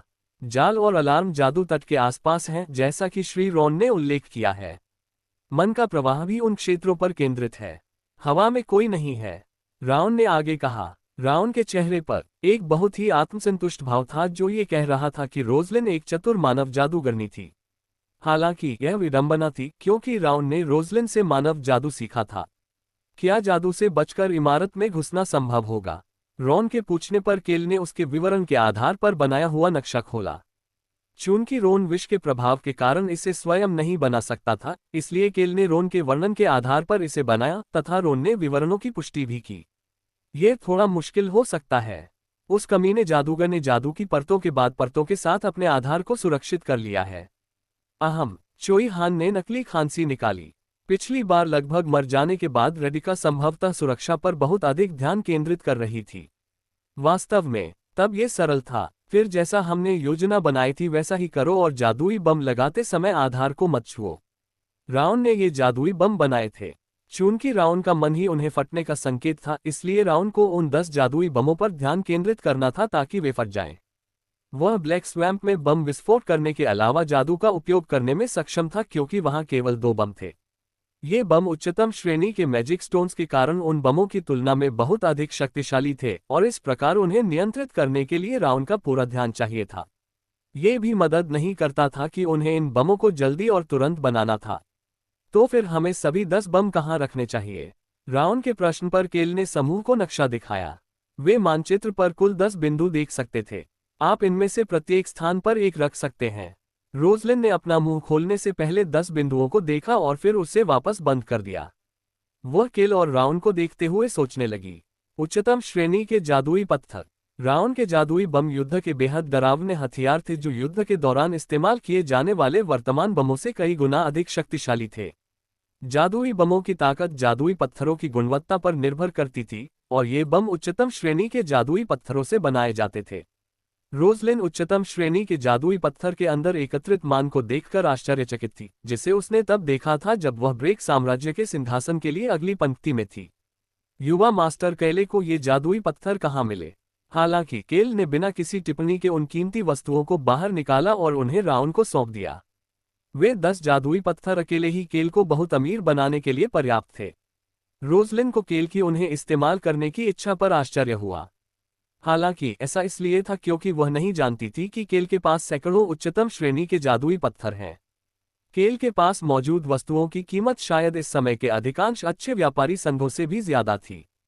फिर हम इसे करने के लिए 2 समूहों में विभाजित हो जाएंगे। रेप। नक्शा आधा फाड़ दिया गया और केल ने आधा हिस्सा रोजलिन को दे दिया। तुम दोनों इस आधे हिस्से का ख्याल रखना। चोई हान और रोजलिन ने अपना सिर हिलाया। फिर केल ने राउन की ओर देखा। वे एक शांत चट्टान पर उतरे जो उस जगह के विपरीत दिशा में थी जहां वेल लड़ रही थी। केल को एक जीवंत जंगल दिखाई दे रहा था क्योंकि वह चट्टान को अपनी पीठ के बल पर खड़ा था। सरसराहट। केल ने अपना मुखौटा नीचे किया और एक छोटा कदम आगे बढ़ाया। वे सिर्फ उसकी आंखें ही देख पा रहे थे। बाकी लोगों के लिए भी यही स्थिति थी। हम यहाँ वापस इकट्ठे होते हैं। केल का समूह हेस द्वीप 5 में फैल गया। आसपास कुछ नहीं है। सरसराहट। केल इस समय उन लताओं और लंबी घासों के बीच से भाग रहा था जो द्वीप पर बिना किसी जानवर के नुकसान पहुंचाए लंबी और मोटी हो गई थी। Tap tap tap. ऑन और हॉर्न केल के बगल में पेड़ों के बीच से कूद रहे थे। ऑन पहले से ही उनके चारों ओर कोहरा बना रहा था, बस जरूरत पड़ने पर। ये यहाँ है। राउन की आवाज सुनकर केल ने हिलना बंद कर दिया। केल मध्य में बेस के पूर्वी हिस्से के लिए जिम्मेदार था। केल ने अपनी जेब से जादुई बम निकाला और उसे जमीन में गाड़ दिया। उसकी हरकतें बहुत सतर्क थीं। अगर यह मुझ पर फटा तो मैं मर जाऊंगा। ब्लैक स्वैम्प में प्रयुक्त बम पहले से ही अत्यंत शक्तिशाली था, लेकिन ये बम और भी बेहतर सामग्री से बनाया गया था। यही कारण था कि उसके लिए हेस द्वीप 5 और उसके नीचे स्थित जलपरी बेस को नष्ट करना संभव हो सका। कोई काया ऐसा नहीं कर सकेगा। केल ने सोचा कि इस तरह के युद्ध क्षेत्र में न आना ही सही जवाब होगा, इसलिए उसने सावधानीपूर्वक बम को वहां से हटाया। चलो जल्दी करो मानव, राउन ने केल के दिमाग में चिल्लाकर कहा, लेकिन केल ने बम को दफनाते समय सावधानी बरती। इसके बाद वे फिर से चलने लगे। जब वे चल रहे थे तो 2 बवंडर केल के पैरों को घेर रहे थे। आसपास मनुष्य हैं। केल रुक गया और ऑन और हॉर्न को इशारा किया। ऑन ने कोहरा और घना कर दिया, जबकि केल ने जमीन से लात मारी और सबसे ऊंचे पेड़ पर कूद गया। फिर उसने चारों ओर देखा। ये कोहरा क्या है? कौन जानता है? मौसम लगातार बदल रहा है क्योंकि हम पानी के पास हैं। केल का वर्तमान स्थान बेस के खाद्य भंडारण गोदाम के पास था। गुप्त संगठन के दोनों सदस्य बहुत तनाव में थे, हालांकि वे सामान्य रूप से बात कर रहे थे। उनकी आंखें लगातार किसी घुसपैठिए की तलाश में इधर उधर देख रही थीं। मानव, क्या हमें उनसे लड़ना चाहिए? राउन के प्रश्न पर केल ने अपना सिर हिलाया। हमें उनसे क्यों लड़ना चाहिए? ऐसा लगता था कि जब भी कोई दुश्मन इस तरह के हमले का सामना करता था तो हर कोई उससे लड़ना चाहता था, लेकिन केल ऐसा बिल्कुल नहीं करना चाहता था। वह दुश्मन का ध्यान अपनी ओर आकर्षित नहीं करना चाहता था। केल बिना कोई आवाज किए सावधानीपूर्वक पेड़ से नीचे उतरा और अदृश्यता वाला जादुई उपकरण निकाल लिया। आह कमजोर इंसान, तुम कितना कठिन जीवन जीते हो। केल को इस बात की परवाह नहीं थी कि राउन क्या कह रहा है। उसने अदृश्यता जादुई उपकरण को सक्रिय किया और सावधानी से खुदाई शुरू कर दी। ऑन और हॉर्न ने खुदाई में उसकी मदद करने से पहले आह भरी। यह उसी क्षण हुआ। Beep beep. उन्हें दूर से अलार्म बजने की आवाज सुनाई दी। क्या यह आपातकालीन संकट संकेत नहीं है? क्या हमारे यहाँ घुसपैठिए हैं? जल्दी जाओ और जाकर देखो। मुझे वहीं रुकना है। ठीक है। सांस। केल ने गहरी सांस छोड़ी। मुख्य किरदार की जिंदगी हमेशा दुश्मनों से लड़ने के इर्द गिर्द घूमती है। केल को मुख्य किरदार के तौर पर चोई हान की जिंदगी पर दया आ गई क्योंकि वह बम लगाना जारी रखता था। क्या रोजलिन और चोई हान का पता चल गया? ऐसा स्पष्ट प्रश्न पूछने की कोई आवश्यकता नहीं थी। हॉन्ग ने तेजी से खुदाई शुरू कर दी। हालांकि केल अपनी धीमी गति से आगे बढ़ता रहा। मुझे यकीन है कि वे ठीक होंगे। यदि ध्यान पश्चिम पर केंद्रित किया जाए तो कैले के लिए आगे बढ़ना आसान हो जाएगा। मानव, जल्दी करो, वे हमें भी पा सकते हैं। राउन ने उसे लगातार तेजी से आगे बढ़ने के लिए कहा, लेकिन केल ने धीरे धीरे और इत्मीनान से सभी बम लगाने का काम पूरा कर लिया। ये सब चोई हान और रोजलिन की वजह से हुआ, जिन्होंने हंगामा मचा दिया। हालांकि उन्हें पूरा यकीन था कि शायद चोई हान ही इसका कारण था। जब तक उनकी पहचान उजागर नहीं हो जाती तब तक सब ठीक है। वे दोनों ये सुनिश्चित करेंगे कि यह इसी तरह बना रहे। केल ने आखिरी बम लगाया और अपने मूल स्थान पर लौट आया। चट्टान के नीचे कोई परिचित व्यक्ति मौजूद था। बहुत समय हो गया मिलते हुए आर्ची। Killer whale. आर्ची चौंक गया। वह केल की पोशाक देखकर हैरान था। यह उन लोगों के समान थी जो जलपरियों की मदद कर रहे थे। तुमने ये क्यों पहना है? कोई बात नहीं, कृपया अभी पहन लो। केल ने हल्के से चट्टान से छलांग लगा दी। राउंड के लिए 10 बमों को नियंत्रित करते हुए तीनों को हवा में तैराते रखना तथा ये सुनिश्चित करना कि किसी और को नुकसान न पहुंचे कठिन होगा। यही कारण था कि केल ने इस सुपर स्पीड टैक्सी को बुलाया था। बाकी भी जल्द ही आ जाएंगे। आर्ची ने जवाब देने के बजाय केल की ओर संदेह भरी निगाहों से देखा। उसकी निगाहें पूछ रही थीं कि क्या वे वाकई द्वीप को नष्ट करने जा रहे हैं। हालांकि उसके पास कोई सवाल पूछने का मौका नहीं था। पकड़ो उन्हें, हमें उन्हें मारना होगा। उन्हें किसी की गुस्से भरी चीख सुनाई दे रही थी। परिचित आवाज सुनकर केल चौंक गया और उसने सुनिश्चित किया कि उसके बाल पूरी तरह से ढंके हुए हों। नहीं, उन्हें कूदने मत दो। उसी समय केल के समान काले कपड़े पहने 2 लोग चट्टान से कूद पड़े। कुछ और लोग भी जल्द ही चट्टान के ऊपर दिखाई दिए जिन्होंने उसी तरह के कपड़े पहने थे। वे असली गुप्त संगठन के सदस्य थे। केल को समूह में रक्त पागल जादूगरनी रेडिका दिखाई दे रही थी। ओह, तुमने ये कर दिखाया। चोई हान के चेहरे पर केल की बात सुनकर अजीब सी मुस्कान आ गई। रेडिका को उसके मातहतों का समर्थन मिल रहा था। उसकी बाईं आंख पर पट्टी बंधी हुई थी जबकि दाहिनी आंख से खून बह रहा था। मैं बम लगाते समय उनसे टकरा गया। बाद में बताना। केल ने चोई हान को बोलने से रोक दिया और उसकी जगह आर्ची को आदेश दिया। जल्दी करो और जाओ। रेडिका और गुप्त संगठन के अन्य सदस्यों को देखकर आर्ची तेजी से आगे बढ़ने लगा। रेडिका को घायल देखकर वह उत्साहित लग रहा था। केल ने उसे और आगे बढ़ने के लिए प्रेरित किया। और भी तेजी से आगे बढ़ो। जितना हो सके उतना आगे बढ़ो। उन्हें कम से कम उस जगह पर तो पहुंचना ही था जहां से हेस द्वीप 12 दिखाई दे। ये हेस द्वीप 5 के सबसे नजदीकी द्वीप था, लेकिन फिर भी यह काफी दूर था। उसी समय राउंड ने बोलना शुरू किया। लगता है किसी को बम मिल गया है। चोई हान ने अपना सिर और भी नीचे कर लिया। गुप्त संगठन के सदस्यों ने शायद बम ढूंढते समय उन्हें पाया होगा। आदेश देते समय केल ने चोई हान के कंधे को थपथपाया। शुरू करना। ठीक है। राउंड ने अपने अगले पंजों में मैना इकट्ठा करना शुरू कर दिया। केल ने रोजलिन की ओर देखा। कृपया सबसे मजबूत ढाल लगाए और आर्ची को भी अंदर रखना सुनिश्चित कीजिए। बिल्कुल। रोजलिन ने अपनी ढालें बनाना शुरू कर दिया। कुल मिलाकर 2 ढालें बनाई गईं। केल देख सकता था कि वेल्स विटिरा के साथ लड़ाई जारी रखते हुए पूर्व की ओर बढ़ रहे थे। केल को ऐसा महसूस हुआ जैसे उसने विटिरा से आंख मिला ली हो, भले ही वह बहुत दूर थी। छप छप। विटिरा ने अपना चाबुक पानी पर फेंका। लहरें तेज होने लगीं और विटिरा ने उस जगह का इस्तेमाल पीछे हटने के लिए किया। वेल जो पहले बेकाबू होकर भाग रही थी, अब तेजी से भाग रही थी। अंततः सभी लोग बमों की रेंज से बाहर आ गए। तैयारियां पूरी हो गई हैं। केल ने राउंड से नजरें मिलाईं। उसने राउंड को आदेश दिया, जो आगे बढ़ने की अनुमति का इंतजार कर रहा था। विस्फोट। ऊम। राउंड के पंजे द्वारा एकत्रित किया गया काला मन तीर की तरह बाहर निकल आया। मन की 10 किरणें प्रकाश की लकीरों की तरह द्वीप की ओर दौड़ पड़ी। केल ने अपने कान ढक लिए। बांग बैंग बैंग। सागर हिलने लगा। एक बड़ी लहर उनकी ओर बढ़ी। उफ, सब लोग मेरे शरीर को पकड़ो। आर्ची ने तुरंत चिल्लाकर कहा। बम से उत्पन्न तरंगें अभी भी खतरनाक थीं, भले ही वे विस्फोट की सीमा से बाहर थीं। कैल बाकी सभी के साथ जल्दी से लेट गया और आर्ची को गले लगा लिया। केल ने ऊंची लहरों के पीछे से तेज आवाज के स्रोत की ओर देखा। बूम, गू, स्प्लैश। उन सभी शोरों के बीच से एक चमकदार रोशनी द्वीप से बाहर निकली। केल ने देखा कि जब उसने फिर से अपनी आंखें खोली तो उसकी जगह एक काला धुआं निकल आया था। काले धुएं के भीतर से हर तरह का मलबा बाहर उड़ रहा था। केल का जबड़ा खुला रह गया। उद्धरण चिन्ह डॉट डॉट डॉट। यह ऐसा लग रहा था जैसे पूरा द्वीप धूल के छोटे छोटे कणों में टूटकर बह रहा हो। उद्धरण चिन्ह डॉट डॉट डॉट। क्या यह मेरी अपेक्षा से कहीं अधिक मजबूत है? उसने कभी इतनी विस्फोटक शक्ति की उम्मीद नहीं की थी, भले ही उसे पता था कि बम औसत से ज्यादा शक्तिशाली होंगे। उसने दावा किया कि वह द्वीप को नष्ट कर देगा, लेकिन समुद्र पर विस्फोट का प्रभाव बहुत बड़ा था। राउंड, जो शांत और स्थिर दिख रहा था, ने असमंजस में अपना सिर झुका लिया। क्या यही नहीं था जो तुम चाहते थे, मानव? मुझे लगा कि जब तुमने कहा कि तुम इसे नष्ट करना चाहते हो तो तुम्हारा यही मतलब था। इसीलिए मैंने बमों को कुछ और बार मजबूत किया।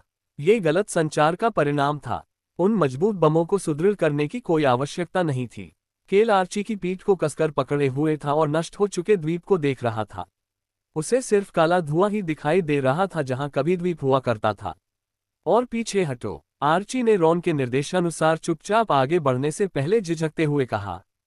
केल अपनी आंखें समुद्र से हटा नहीं पा रहा था। काला धुआं धीरे धीरे छटने लगा और द्वीप फिर से दिखाई देने लगा। जिस चट्टान पर वे पहले खड़े थे वह धीरे धीरे ढह रही थी। उसके बाद स्थिति डोमिनोज जैसी हो गई। पूरा द्वीप जल्द ही समुद्र में डूबने लगा। के यह आवाज धीमी थी क्योंकि वे बहुत दूर थे, लेकिन केल मनुष्यों और जलपरियों दोनों की चीखें सुन सकता था। छप छप विटिरा के हवा में ऊपर उठते ही पानी में लहरें उठने लगीं। आक्रमण करना। बड़े हम्पबैक व्हेल के आदेश का पालन करते हुए व्हेल जनजाति, व्हेल और समुद्री जानवर सभी ढहते हुए द्वीप की ओर भागे। द्वीप से भागने वाले लोगों को विटिरा के चाबुक का सामना करना पड़ा। उद्धरण चिन्ह ... कितना भयानक दृश्य है। यह एक स्वार्थी विचार था और वह ही था जिसने ऐसा किया, लेकिन वह इस गंदगी को देखकर असहज महसूस कर रहा था। इसलिए वह बस एक शांतिपूर्ण जीवन जीना चाहता था। समुद्र की ओर देखते हुए केल की आंखें धुंधली हो गईं। जिस तरह से वह बाहर देख रहा था उससे ऐसा लग रहा था कि उसके मन में बहुत सारी जटिल भावनाएं चल रही थीं। उसी समय राउन ने बोलना शुरू किया। यह एक समस्या है कि आप इतने दयालु हैं, लेकिन यह आपकी ताकत भी है। क्या दयालु? केल को झटका लगा। क्या कोई दयालु व्यक्ति किसी द्वीप को नष्ट करने के बारे में सोच सकता है? राउन ने बोलना जारी रखा। हमने उस बूढ़े इंसान के लिए सही काम किया, साथ ही बीकरोक्स के लिए भी, जिसने मेरे बदला लेने में मदद की। इसका यह अर्थ नहीं था कि यह सही बात थी, लेकिन केल हमेशा सही काम करने वाला व्यक्ति नहीं था। इसके अलावा क्या आपने नहीं कहा कि वे उस संगठन का हिस्सा थे जिसने मुझे मार्क्विस को सौंप दिया? भले ही वे वास्तव में ऐसा करने वाले लोग न हों, लेकिन वे सभी एक जैसे ही हैं। राउन की बातें सुनकर केल ने आसमान की ओर देखा। फिर उसने किलर व्हेल की पीठ थपथपाई। चल दर। आर्ची चुपचाप हेस द्वीप 12 की ओर बढ़ गया। मुझे लगता है कि लॉक या बच्चों को इसमें शामिल होने की कोई जरूरत नहीं थी। वास्तव में चोई हान को जवाब देते समय केल को हाइस द्वीप 12 दिखाई दे रहा था। वह व्हेल के साथ वुल्फ बच्चों को भी देख सकता था। चोई हान, जो उन्हें भी देख रहा था, भौहें सिकोड़ने लगा। कैल निम, क्या तुमने उन्हें ऐसे ही रहने का आदेश दिया था? हाँ। चोई हान ने कैल के सख्त जवाब पर चुप रहने से पहले वुल्फ बच्चों की ओर देखा। वह बस इस बात के लिए शुक्रगुजार था कि उन्हें इसमें शामिल होने की जरूरत नहीं थी। हेस द्वीप 12 का आकार हेस द्वीप 5 के आकार का लगभग था। बड़ी किलर व्हेल तेजी से छोटे द्वीप के पास पहुंची। अब मुझे बस विटिरा द्वारा जलपरी का शव लाने का इंतजार करना है। केल इस ऑपरेशन के परिणामों से काफी संतुष्ट थे। यह उसी क्षण हुआ। मैं तुम्हें मार दूंगा। केल ने अपना सिर घुमाया। राउन ने तुरंत केल के दिमाग में बात कही। मैं अदृश्य हो रहा हूँ। अचानक ऐसा क्यों? वह कमीना। वह चोई हान की गुस्से भरी आवाज सुन सकता था। उसी समय केल को आखिरकार समझ में आ गया कि क्या हो रहा था। उद्धरण चिन्ह ... बेटा, वह जादू के प्रयोग से लाल रंग की कोई चीज उनकी ओर उड़ती हुई देख सकता था। मैं तुम्हें मार डालूंगा। तुम्हें मरना होगा। ये रेडिका थी। खून का दीवाना जादूगर कमीना किलर व्हेल आर्ची की ओर सटीक तरीके से उड़ रहा था। हालांकि उसकी दाहिनी आंख घायल थी, फिर भी उसे कुछ दिखाई दे रहा था। खून का दीवाना कमीना खून से लथपथ था क्योंकि वह उनकी ओर उड़ रहा था। हालांकि उसकी उड़ान बहुत अस्थिर थी। ऐसा शायद इसलिए था क्योंकि वह केवल एक हाथ से ही मन को नियंत्रित कर रहा था। उसी समय रोजलिन ने भी बात में हस्तक्षेप किया। मम, ऐसा लगता है कि वह मैना विस्फोट की स्थिति में है। क्या? मन विस्फोट एक ऐसी तकनीक थी जिसका प्रयोग मन को संभालने वाले लोग अपनी जान जोखिम में डालकर करते थे। रेडिका सचमुच पागल हो गई थी। एक हाथ और एक आंख तुम्हारे लिए काफी नहीं थे। तुम पागल कमीने। मैं तुम्हें मार डालूंगा। रेडिका सिर्फ चोई हान को देख रही थी। वह खून के आंसू रो रहा था और उनकी ओर उड़ता जा रहा था। अभी भी वही बात कह रहे हो? चोई हान ने आर्ची की पीठ पर खड़े होने से पहले एक गहरी सांस ली। क्या तमाशा चल रहा है? केल ने आह भरी। वह रेडिका से नहीं डरता था। चोई हान तो उस ड्रैगन से भी लड़ सकता था जिसने मैना विस्फोट का इस्तेमाल किया था, तो वह रेडिका के बारे में क्यों चिंता करेगा? वास्तव में उससे पूरी तरह से छुटकारा पाना ही बेहतर था। हालांकि केल रेडिका से आगे देख रहा था। वह यहाँ क्यों आ रहा है? एक जहाज जिसके दोनों ओर के हिस्से टूटे हुए थे, हेस द्वीप 12 की ओर बढ़ रहा था। अधिक स्पष्ट रूप से कहें तो ये केल के समूह की ओर बढ़ रहा था जो आर्ची की पीठ के ऊपर बैठा हुआ था। तलवार चलाने वाले सुनहरे आभा वाले जहाज उनकी ओर बढ़ रहा था। आपके अधीनस्थ और संगठन के सदस्य या तो भाग रहे हैं या मर रहे हैं, तो आप उनकी मदद क्यों नहीं कर रहे हैं? केल यही पूछना चाहता था। आप कौन हैं? तलवारबाज ने पूछा, लेकिन केल ने कोई जवाब नहीं दिया। उसके पास उसे जवाब देने का कोई कारण नहीं था। केल ने चारों ओर देखा और पाया कि कोई और उनकी ओर नहीं आ रहा था। वेल्स जलपरियों के साथ फंस गई थी। उद्धरण चिन्ह डॉट डॉट डॉट। क्या मुझे लड़ना चाहिए? केल ने अचानक सम्मानपूर्ण हो गए आर्ची को नहीं कहने के लिए उसकी पीठ थपथपाई। मैं ये करूंगा। रोजलिन खड़ी हो गई। नीला मन उसके हाथ के ऊपर थोड़ा घूम रहा था। चोई हान ने तलवारबाज की ओर देखते हुए अपने होंठ काटे। ये तलवारबाज स्तर की महिला ऐसी लग रही थी जिससे उसे लड़ना चाहिए। रोजलिन ने उस पल बोलना जारी रखा। चोई हान, तुम उस जादूगर का ख्याल रखना। मैं तलवारबाज को संभाल लूंगा। रोजलिन एक प्रतिभाशाली जादूगरनी थी जो पहले से ही उस उच्चतम स्तर के करीब थी जिसे एक जादूगर प्राप्त कर सकता था। बेशक मुझे नहीं लगता कि मैं उसे हरा सकता हूं, लेकिन मैं उसे रोक सकता हूं। रोजलिन ने चोई हान की नज़र को नज़रअंदाज कर दिया और केल की ओर देखा। ये पर्याप्त होना चाहिए, है ना, युवा मास्टर केल? उसे नहीं पता था कि ऐसा क्यों हुआ, लेकिन राउन के अदृश्य हो जाने से ऐसा लग रहा था कि राउन के लिए इस लड़ाई में मदद करना मुश्किल होगा। ऐसे में उसे बस आगे आना था। मम्मा, मिस रोजलिन, चलो मिलकर लड़ें। माफ करें, वह मुझसे लड़ने वाला है। रोजलिन ने चौंक कर केल की ओर देखा। हालांकि केल हेस द्वीप 12 की ओर देख रहा था। उसने केल की बातों को गलत समझा था। उसने कभी नहीं कहा था कि वह उससे लड़ने वाला है। केल ने द्वीप की ओर चिल्लाकर कहा, जाना। जी श्रीमान। उन्होंने द्वीप से कुछ ऊर्जावान प्रतिक्रियाएं सुनी। 12 लोग जल्द ही छोटी वेल पर सवार होकर उनकी ओर बढ़े। हेस द्वीप 12 पर प्रतीक्षा कर रही दो थोड़ी बड़ी वेल भी उनके पीछे पीछे चली गईं। वे आर्ची के पीछे से तैरकर जहाज की ओर बढ़ गईं। हाँ, तुम पागल कमीने! जहाज पर मौजूद चालक दल के एक सदस्य ने चिल्लाना शुरू कर दिया। जवाब देने से पहले केल ने चोई हान की ओर कंधे उचका दिए। क्या वे एकमात्र गुप्त संगठन है? हम भी एक गुप्त संगठन है जो अभी से शुरू हो रहा है।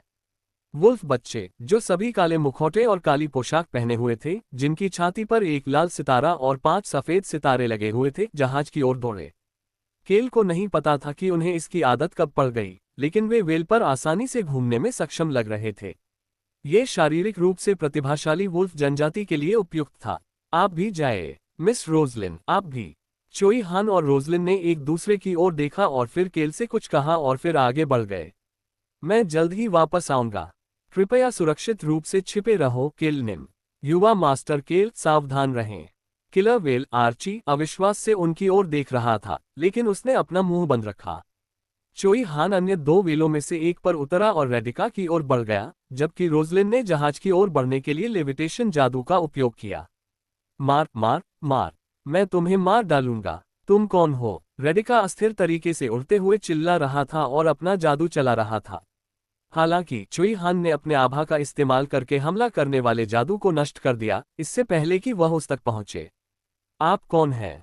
तलवारबाज की आवाज चोई हान के कानों तक पहुंची। उसी समय तलवारबाज ने अपनी तलवार नीचे घुमाए और एक बूमरैंग जैसा आभा विस्फोट रोजलिन की ओर हुआ। ढाल, पलक झपकाओ! रोजलिन ने आसानी से हमले को चकमा दिया और फिर एक अग्नि गोला दागा। तलवारबाज ने हमला टाल दिया, लेकिन गोला जहाज के डेक से टकरा गया। टकराना, जहाज का एक हिस्सा टूट गया। रोजलिन ने इस पल का इस्तेमाल तलवारबाज के साथ खेलने में किया जो उसकी सुनहरी आभा में लिपटा हुआ था। मुझे पक्का नहीं पता। आपको क्या लगता है हम कौन हैं? आप नहीं बता सकते। चोई हान ने रोजलिन को तलवारबाज को चिढ़ाते हुए सुना, फिर उसने अपनी आंखें झपकाईं और रेडिका की ओर चिल्लाया, हम गुप्त संगठन हैं। सास! चोई हान की ऊंची आवाज सुनकर केल ने आह भरी। उसका मतलब यह नहीं था कि वह इस तरह जोर से कहे, लेकिन जब तक वे अपनी पहचान गुप्त रखते तब तक इससे कोई फर्क नहीं पड़ता। आर्ची, चलो द्वीप के करीब चलें। उद्धरण चिन्ह डॉट डॉट डॉट। जी श्रीमान। आर्ची ने चोई हान, रोजलिन और वेल पर सवार वुल्फ बच्चों को आम के सदस्यों से लड़ते हुए देखा जब वह धीरे धीरे हेस द्वीप 12 की ओर बढ़ रहा था। आर्ची यह सोचने से खुद को नहीं रोक सकी कि केल का समूह सचमुच बहुत मजबूत था। टकराना, आह! उसने कुछ टूटने और किसी के चीखने की आवाज सुनी, लेकिन ये केल के लोगों में से कोई नहीं था। आर्ची को आश्चर्य हुआ कि इतने ताकतवर लोग एक व्यक्ति की सेवा कैसे कर रहे थे। मैं तुम्हें भी खून से लथपथ कर दूंगा। उफ, मैं तुम्हें मार डालूंगा। रेडिका को अपने उत्तोलन जादू से परेशानी हो रही होगी क्योंकि वह चोई हान की ओर अपना हमला जादू डालते समय पानी के बहुत करीब तैर रहा था। हालांकि चोई हान अभी भी अपनी आभा के साथ रेडिका के सभी हमलों को आसानी से संभालने में सक्षम था। मुझे दिखाओ तुम्हारे पास क्या है, मैं तुम्हारे साथ खेलूंगा। चोई हान ने रेडिका के और भी करीब जाने से पहले पूरे आत्मविश्वास के साथ जवाब दिया। वह बहुत धीरे धीरे आगे बढ़ रहा था, मानो वह खून से लथपथ इस इंसान को घेर रहा हो जो धीरे धीरे मैना विस्फोट से अपनी समझदारी खो रहा था। उफ, मर जा। रेडिका का मन ऐसे फूटा जैसे कि वह फटने वाला हो। चोई हान ने बचने के लिए व्हेल को लात मारी। टकराना। रेडिका के धमाके से हेस द्वीप 12 को नुकसान पहुंचा और कुछ चट्टानें हवा में उछल गईं। चोई हान को इसकी परवाह नहीं थी क्योंकि वह रेडिका की ओर भाग रहा था। रोजलिन भी ऐसी ही स्थिति में थी। वाह उन्नी, तुम बहुत मजबूत हो। ठीक, मैं एक बहुत शक्तिशाली जादूगर हूँ। ऐसा लग रहा था कि रोजलिन और तलवारबाज आराम से लड़ रहे थे। हालांकि दोनों के बीच लड़ाई जारी रहने के कारण जहाज टूटता रहा।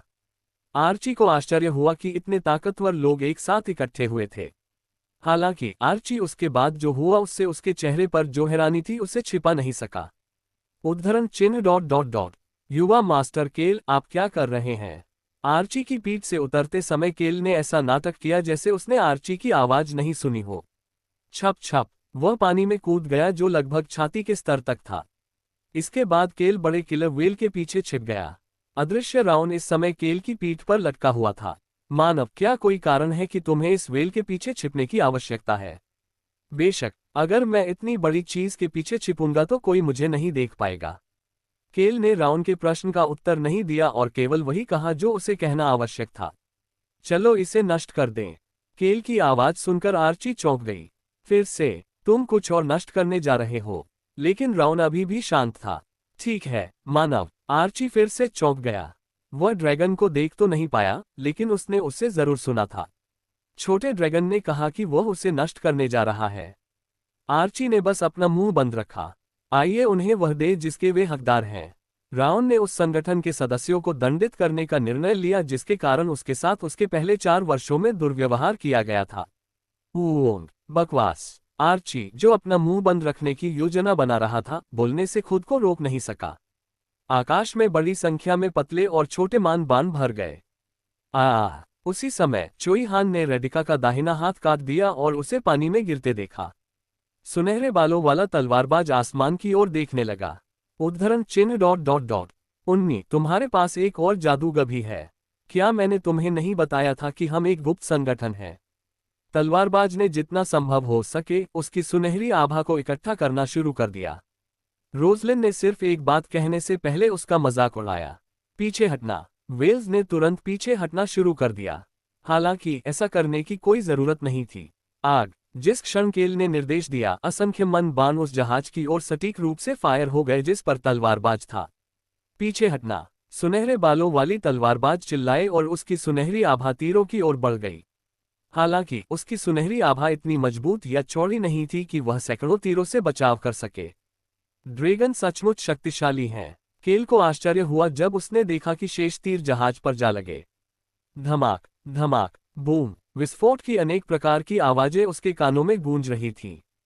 तुम सही हो, मैं अद्भुत हूँ, राउन ने जवाब दिया तो आर्ची ने कटाक्ष किया जो वास्तव में तारीफ जैसा लग रहा था। पागल। स्वाभाविक रूप से जहाज को काफी क्षति पहुंची। हालांकि ये पूरी तरह से नष्ट नहीं हुआ। वह तलवारबाज बहुत शक्तिशाली है।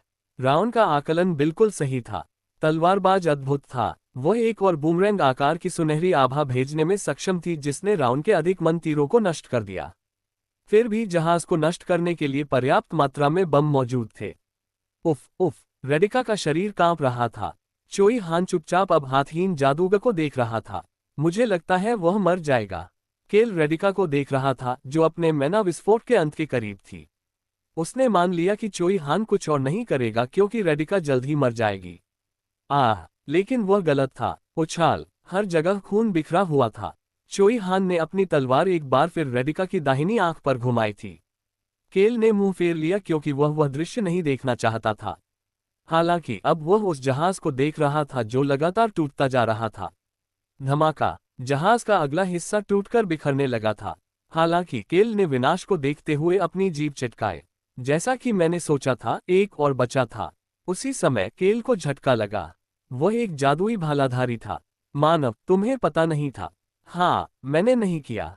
अच्छा ऐसा है। जादू का भालाधारी वह व्यक्ति होता है जो जादू और भाले दोनों का इस्तेमाल करता है। हालांकि भालाधारी स्तर का नहीं था, लेकिन वह जादू का इस्तेमाल कर सकता था। भालाधारी जो द्वीप पर रहने के दौरान जादू का बहुत ज्यादा इस्तेमाल नहीं करता था, सिर्फ एक व्यक्ति को बचाने के लिए लेविटेशन जादू का इस्तेमाल करके उड़ गया। केवल गोरा तलवारबाज ही जहाज के मलबे से ऊपर उड़कर आया। कृपया हमें भी बचाओ। संगठन के जो सदस्य अभी भी जीवित थे वे भालाधारी की ओर चिल्लाए, लेकिन भालाधारी ने उनकी ओर मुड़कर भी नहीं देखा। वह बस रेडिका की ओर देखता रहा। अत्यधिक मजबूत केल गुप्त संगठन की ताकत को महसूस कर सकता था। अगर यह जादुई भालाधारी दो लोगों पर उत्तोलन जादू का इस्तेमाल कर सकता है, तो वह कम से कम ऊपरी मध्य स्तरीय जादूगर स्तर पर था। वह एक ऊपरी मध्य स्तरीय जादूगर और एक भालाधारी दोनों था जो भालाधारी स्तर तक पहुंचने के करीब था। चिंता मत करो, वह अभी भी चोई हान से कमजोर है। मुझे पता है। बात बस इतनी है कि वह मुझसे ज्यादा ताकतवर है। अचानक ही वहां सन्नाटा छा गया। कुछ देर बाद राउन ने बोलना शुरू किया। आपसे ज्यादा ताकतवर मम, ये तो जाहिर सी बात है कि मम आपसे ज्यादा ताकतवर कई लोग हैं, इसलिए ज्यादा परेशान मत होइए। केल राउन से कुछ कहना चाहता था लेकिन ऐसा नहीं कर सका। टकराना उद्धरण चिन्ह डॉट डॉट डॉट डरावना। रेडिका के शरीर पर एक सुनहरी आभा गिरी जो टकराते ही फट गई। केल ने देखा कि चोई हान एक वेल पर सवार होकर पीछे हट रहा था और अपनी काली आभा से हमला कर रहा था। हालांकि ये हवा में जादुई भालाधारी और तलवारधारी तक नहीं पहुंच सका। रोसेलिन धीरे धीरे हवा में ऊपर की ओर तैरती हुई आई तो भौहें सिकुड़ते हुए चोई हान ने अपनी तलवार को एक बार फिर घुमाने की कोशिश की। उन दोनों ने केल की ओर देखा लेकिन उसे पुकार नहीं पाए।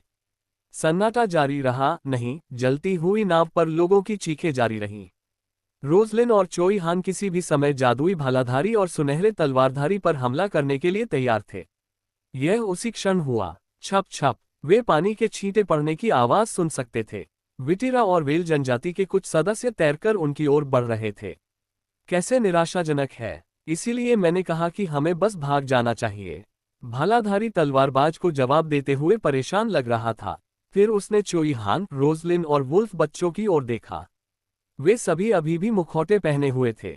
मैं नहीं बता सकता कि वे कौन हैं। शायद अगर हम और लड़े तो तुम्हें पता चल जाएगा।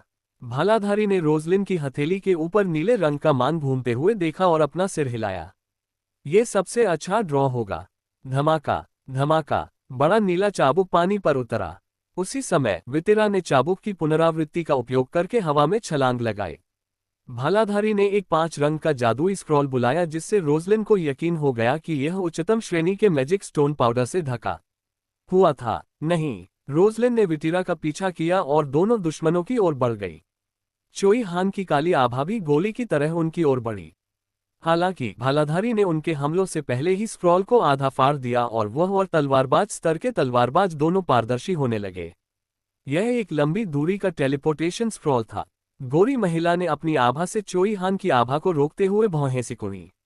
एक छोटा विस्फोट हुआ और उसने उस पल का उपयोग चोई हान और रोजलिन की ओर हाथ हिलाने के लिए किया। अलविदा अनाम लोग। फिर उसने क्रोधित दिखने वाली विटिरा की ओर देखा और मुस्कुराने लगी। बहुत दुख की बात है। विटिरा और भी अधिक उदास हो गई। क्रैकल जादुई स्क्रॉल के सक्रिय होने की सामान्य आवाज तब हुई जब दोनों लोग अब लगभग पूरी तरह से पारदर्शी लग रहे थे। केल के पास शब्द नहीं थे। ये कैसी रूढ़िवादी खलनायकों की पलायन यात्रा है। हालांकि हर कोई बस बैठा नहीं था। उफ, जादुई भालाधारी को खून की खांसी आ गई। एक तीर उसके पेट में घुस गया था। उसके पीछे से उड़कर आया छोटा सा मन का तीर अभी भी भालाधारी के शरीर में घूम रहा था। घाव धीरे धीरे और चौड़ा होता जा रहा था। ओप्पा, हाँ तुम कमीने। अब तक शांत बैठी गोरी महिला अचानक क्रोधित हो गई। क्रैकल हालांकि उसी क्षण जादुई स्क्रॉल पूरी तरह सक्रिय हो गया और वे दोनों गायब हो गए। अब कोई शोर सुनाई नहीं दे रहा था। रोजलिन ने एक गहरी सांस ली और विटिरा का चाबुक उन दोनों दुश्मनों के बीच से गुजरा जो पहले खड़े थे। चोई हान अपने होठों को काटते हुए रेडिका के छोटे अवशेषों की ओर देख रहा था। उसी समय केल, जो आर्ची के पीछे से अपना सिर बाहर झांक रहा था, ने अपने पीछे से एक आवाज सुनी। मैंने ये किया है, राउन ने सहजता से उत्तर दिया। मेरे मन का एक अंश उस जादुई भालाधारी के शरीर में रह जाएगा, भले ही वह चोट को ठीक कर ले। केवल दूसरा ड्रैगन ही उसे ढूंढ पाएगा। अगर वह फिर से हमारे पास आया तो मैं उसे तुरंत मार डालूंगा। सभी लोग राउन की ओर देखने लगे। किलर व्हेल आर्ची चौंक गई, जबकि केल ने ताली बजाना शुरू कर दिया। राउन सचमुच अद्भुत है। अगर यह पता लगाना संभव था कि वह कब निकट है, तो इससे उन्हें गुप्त संगठन के लिए तैयार होने का एक तरीका मिल गया। बेशक उनके साथ कोई और बातचीत नहीं होनी चाहिए क्योंकि उन्हें केल के समूह की पहचान के बारे में कोई जानकारी नहीं थी। लेकिन अतिरिक्त सुरक्षा से कोई नुकसान नहीं हुआ। हाँ, मैं अद्भुत हूँ। राउन ने कंधे उचका दिए। राउन ने अपने मन का निशान छोड़ने का एक कारण था। दो दुश्मनों को देखकर ही पता चल जाता था कि संगठन में बहुत सारे ताकतवर लोग हैं। ड्रैगन को ताकतवर लोगों पर हावी होने में मजा आता था। उद्धरण चिन्ह डॉट डॉट डॉट। मैं तब तक इंतजार करूंगी जब तक मैं थोड़ी बड़ी नहीं हो जाती। तुमने क्या कहा? ये कुछ भी नहीं है मानव। केल ने नहीं सुना कि राउन ने क्या कहा था, लेकिन आर्ची ने जरूर सुना। आर्ची को अचानक डर का एहसास हुआ। उसके सामने मौजूद ब्लैक ड्रैगन छोटा था, लेकिन उसे वे कहानियां याद आ गईं जो उसने वयस्क ड्रैगन के बारे में सुनी थी, जो ड्रैगन की सांस का इस्तेमाल कर सकते थे। वेल्स ने ऐसी कहानियां सुनी थी जो पीढ़ियों से चली आ रही थी कि यदि कोई वयस्क ड्रैगन पूरी तरह से क्रोधित हो जाए तो महाद्वीप का इतिहास बदल जाएगा। केल धीरे धीरे द्वीप की ओर चलने लगा। छप छप छप। वितिरा उसके पास तब पहुंची जब वह इतना करीब पहुंच गया कि पानी केवल उसके टखनों तक था। उसके दो अधीनस्थ उसके पीछे थे। माफ करना युवा मास्टर केल, हम उन पर ध्यान केंद्रित नहीं कर सके क्योंकि हम जलपरियों से छुटकारा पाना चाहते थे। कोई बात नहीं, ऐसा नहीं है कि हम उनसे निपट नहीं सकते। शेष भाग की हम देखभाल करेंगे। अच्छा, केल ने सिर हिलाया और द्वीप की ओर एक और कदम बढ़ाया। केल के चेहरे पर थोड़ी नाराजगी देखकर वितिरा को माफी का एहसास हुआ। उसे लगा कि उसने उसे बेवजह की परेशानी में डाल दिया है। इसीलिए उसने अपने अधीनस्थों को आदेश दिया कि वह चीज जल्दी से उसे सौंप दी जाए जो उसने मांगी थी। ये वही है जो आपने मांगा था। ओह मम्मा, ठीक है, ये जलपरी की लाश थी। ये बहुत साफ थी, बिल्कुल वैसी ही जैसे तब थी जब ये जीवित थी। केल ने विटिरा से कहा था कि वह एक शक्तिशाली जलपरी को लेकर आए जिसने मृत मान को सोख लिया था। कौन है भाई? मत्स्यांगना राजपरिवार में से एक। उसने कभी यह उम्मीद नहीं की थी कि वह एक शव के रूप में मत्स्यकन्या राजपरिवार को लेकर आएगी। ठीक है, हम अभी जाकर उसका इलाज कर सकते हैं। कोई भी मत्स्यकन्या जहर से छुटकारा पाने के लिए काम कर सकती थी, लेकिन एक मजबूत मत्स्यकन्या का खून इस काम को तेजी से कर सकता था, साथ ही भविष्य में ठीक होना भी बहुत आसान बना सकता था। रॉन के शरीर में जहर अभी तक हर जगह नहीं फैला था, लेकिन वह अभी भी कुछ समय से जहर से जूझ रहा था। यही कारण था कि केल किसी भी समस्या को पीछे छोड़े बिना उससे छुटकारा पाने के लिए जो कुछ भी कर सकता था, वह करना चाहता था। यही कारण था कि उसने विटिरा को लाश खोजने के लिए कहा था, बजाय इसके कि केल का समूह खुद उसे खोजे। हमारे पास अभी इस हाथ के लिए कोई समाधान नहीं है। अगर उसका कटा हुआ हाथ अभी भी होता तो उसका इलाज संभव था। हालांकि रॉन के पास हाथ नहीं था, और अगर था भी तो शायद अब तक वह सड़ चुका होगा क्योंकि उसे काटे हुए इतने दिन बीत चुके थे। उद्धरण डॉट डॉट डॉट। लेकिन एक तरीका है। वास्तविक भुजा तो असंभव थी, लेकिन वैसी ही भुजा संभव थी। उन्हें एक नेक्रोमेंसर की जरूरत थी जो लाशों से निपटते हैं। नेक्रोमेंसर एनाटोमिस्ट और तकनीशियन थे। यह अजीब होगा अगर वे एनाटोमिस्ट या तकनीशियन न हो, क्योंकि वे मुख्य रूप से अपने इस्तेमाल के लिए लाशों को एक साथ जोड़ते हैं। केल को यकीन था कि एक भूत प्रेत, जिसके बारे में सभी का मानना था कि वह गायब हो गया है, अभी भी पश्चिमी महाद्वीप पर मौजूद है। समस्या यह है कि मुझे नहीं पता कि वे कहाँ हैं। केल को इस बारे में कोई जानकारी नहीं थी क्योंकि उपन्यास में इस पर कभी चर्चा नहीं की गई थी। इसलिए उसने बाद में इस बारे में सोचने का फैसला किया। कमांडर आर्ची और वेल आपको हेस द्वीप 1 पर ले जाएंगे। ठीक है, आप सभी के पास अभी भी करने के लिए काम है ना? वेल जनजाति शायद अब इस अवसर को खोना नहीं चाहती थी क्योंकि जलपरियों का समर्थन चला गया था। यही कारण था कि वेल राजा शिक्ल यहाँ नहीं था और इसके बजाय अभी भी कुछ जलपरियों का पीछा कर रहा था। हाँ, वे पूर्व की ओर भाग रहे थे। हम अंत तक उनका पीछा करेंगे। अंत तक वाक्यांश बहुत ही क्रूर लग रहा था। केल ने बिना ज्यादा सोचे समझे पूछा, क्या तुम जलपरियों को नष्ट कर दोगे? नहीं, यह अजीब लग सकता है, लेकिन अगर वे सभी चले गए तो संतुलन नष्ट हो जाएगा। हमें उन्हें जीवित रखना होगा, लेकिन उन्हें नियंत्रण में रखना होगा। उद्धरण चिन्ह डॉट डॉट डॉट। वेल जनजाति बहुत डरावनी जनजाति है। वितिरा ने कोई जवाब नहीं दिया और इसके बजाय सिर्फ केल की तरफ मुस्कुराया। केल को यह मुस्कुराहट बहुत पसंद नहीं आई। हालांकि उसे कुछ नहीं बोलना चाहिए था क्योंकि उसने द्वीप को उड़ाकर व्हेल जनजाति की मदद की थी, लेकिन व्हेल जनजाति को लगता था कि वे जीवित सबसे महान जनजाति हैं। ये समझ में आया कि क्यों जलपरियां व्हेल जनजाति से नफरत करती थीं जो शांति के नाम पर समुद्र पर शासन करती थी। लेकिन किसी भी कहानी के हमेशा दो पहलू होते हैं। मेरी समस्या नहीं है। केल एक ऐसा व्यक्ति था जो हर परिस्थिति से मिलने वाले लाभ के आधार पर ही आगे बढ़ता था। इस बारे में सोचने से उसे कोई लाभ नहीं होगा, इसलिए इस बारे में सोचने का कोई मतलब नहीं था। तो मैं अब जा रहा हूं। हम थोड़ी जल्दी में हैं। अब जब उनके पास आवश्यक सामग्री थी तो उन्हें रॉन को जल्दी से ठीक करने की जरूरत थी।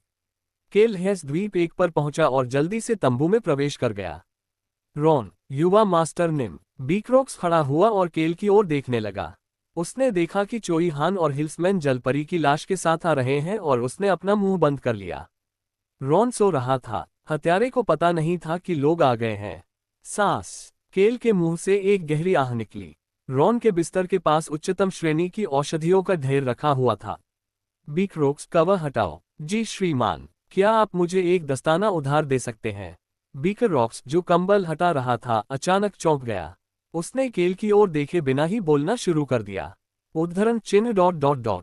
क्या आप व्यक्तिगत रूप से ऐसा करने जा रहे हैं?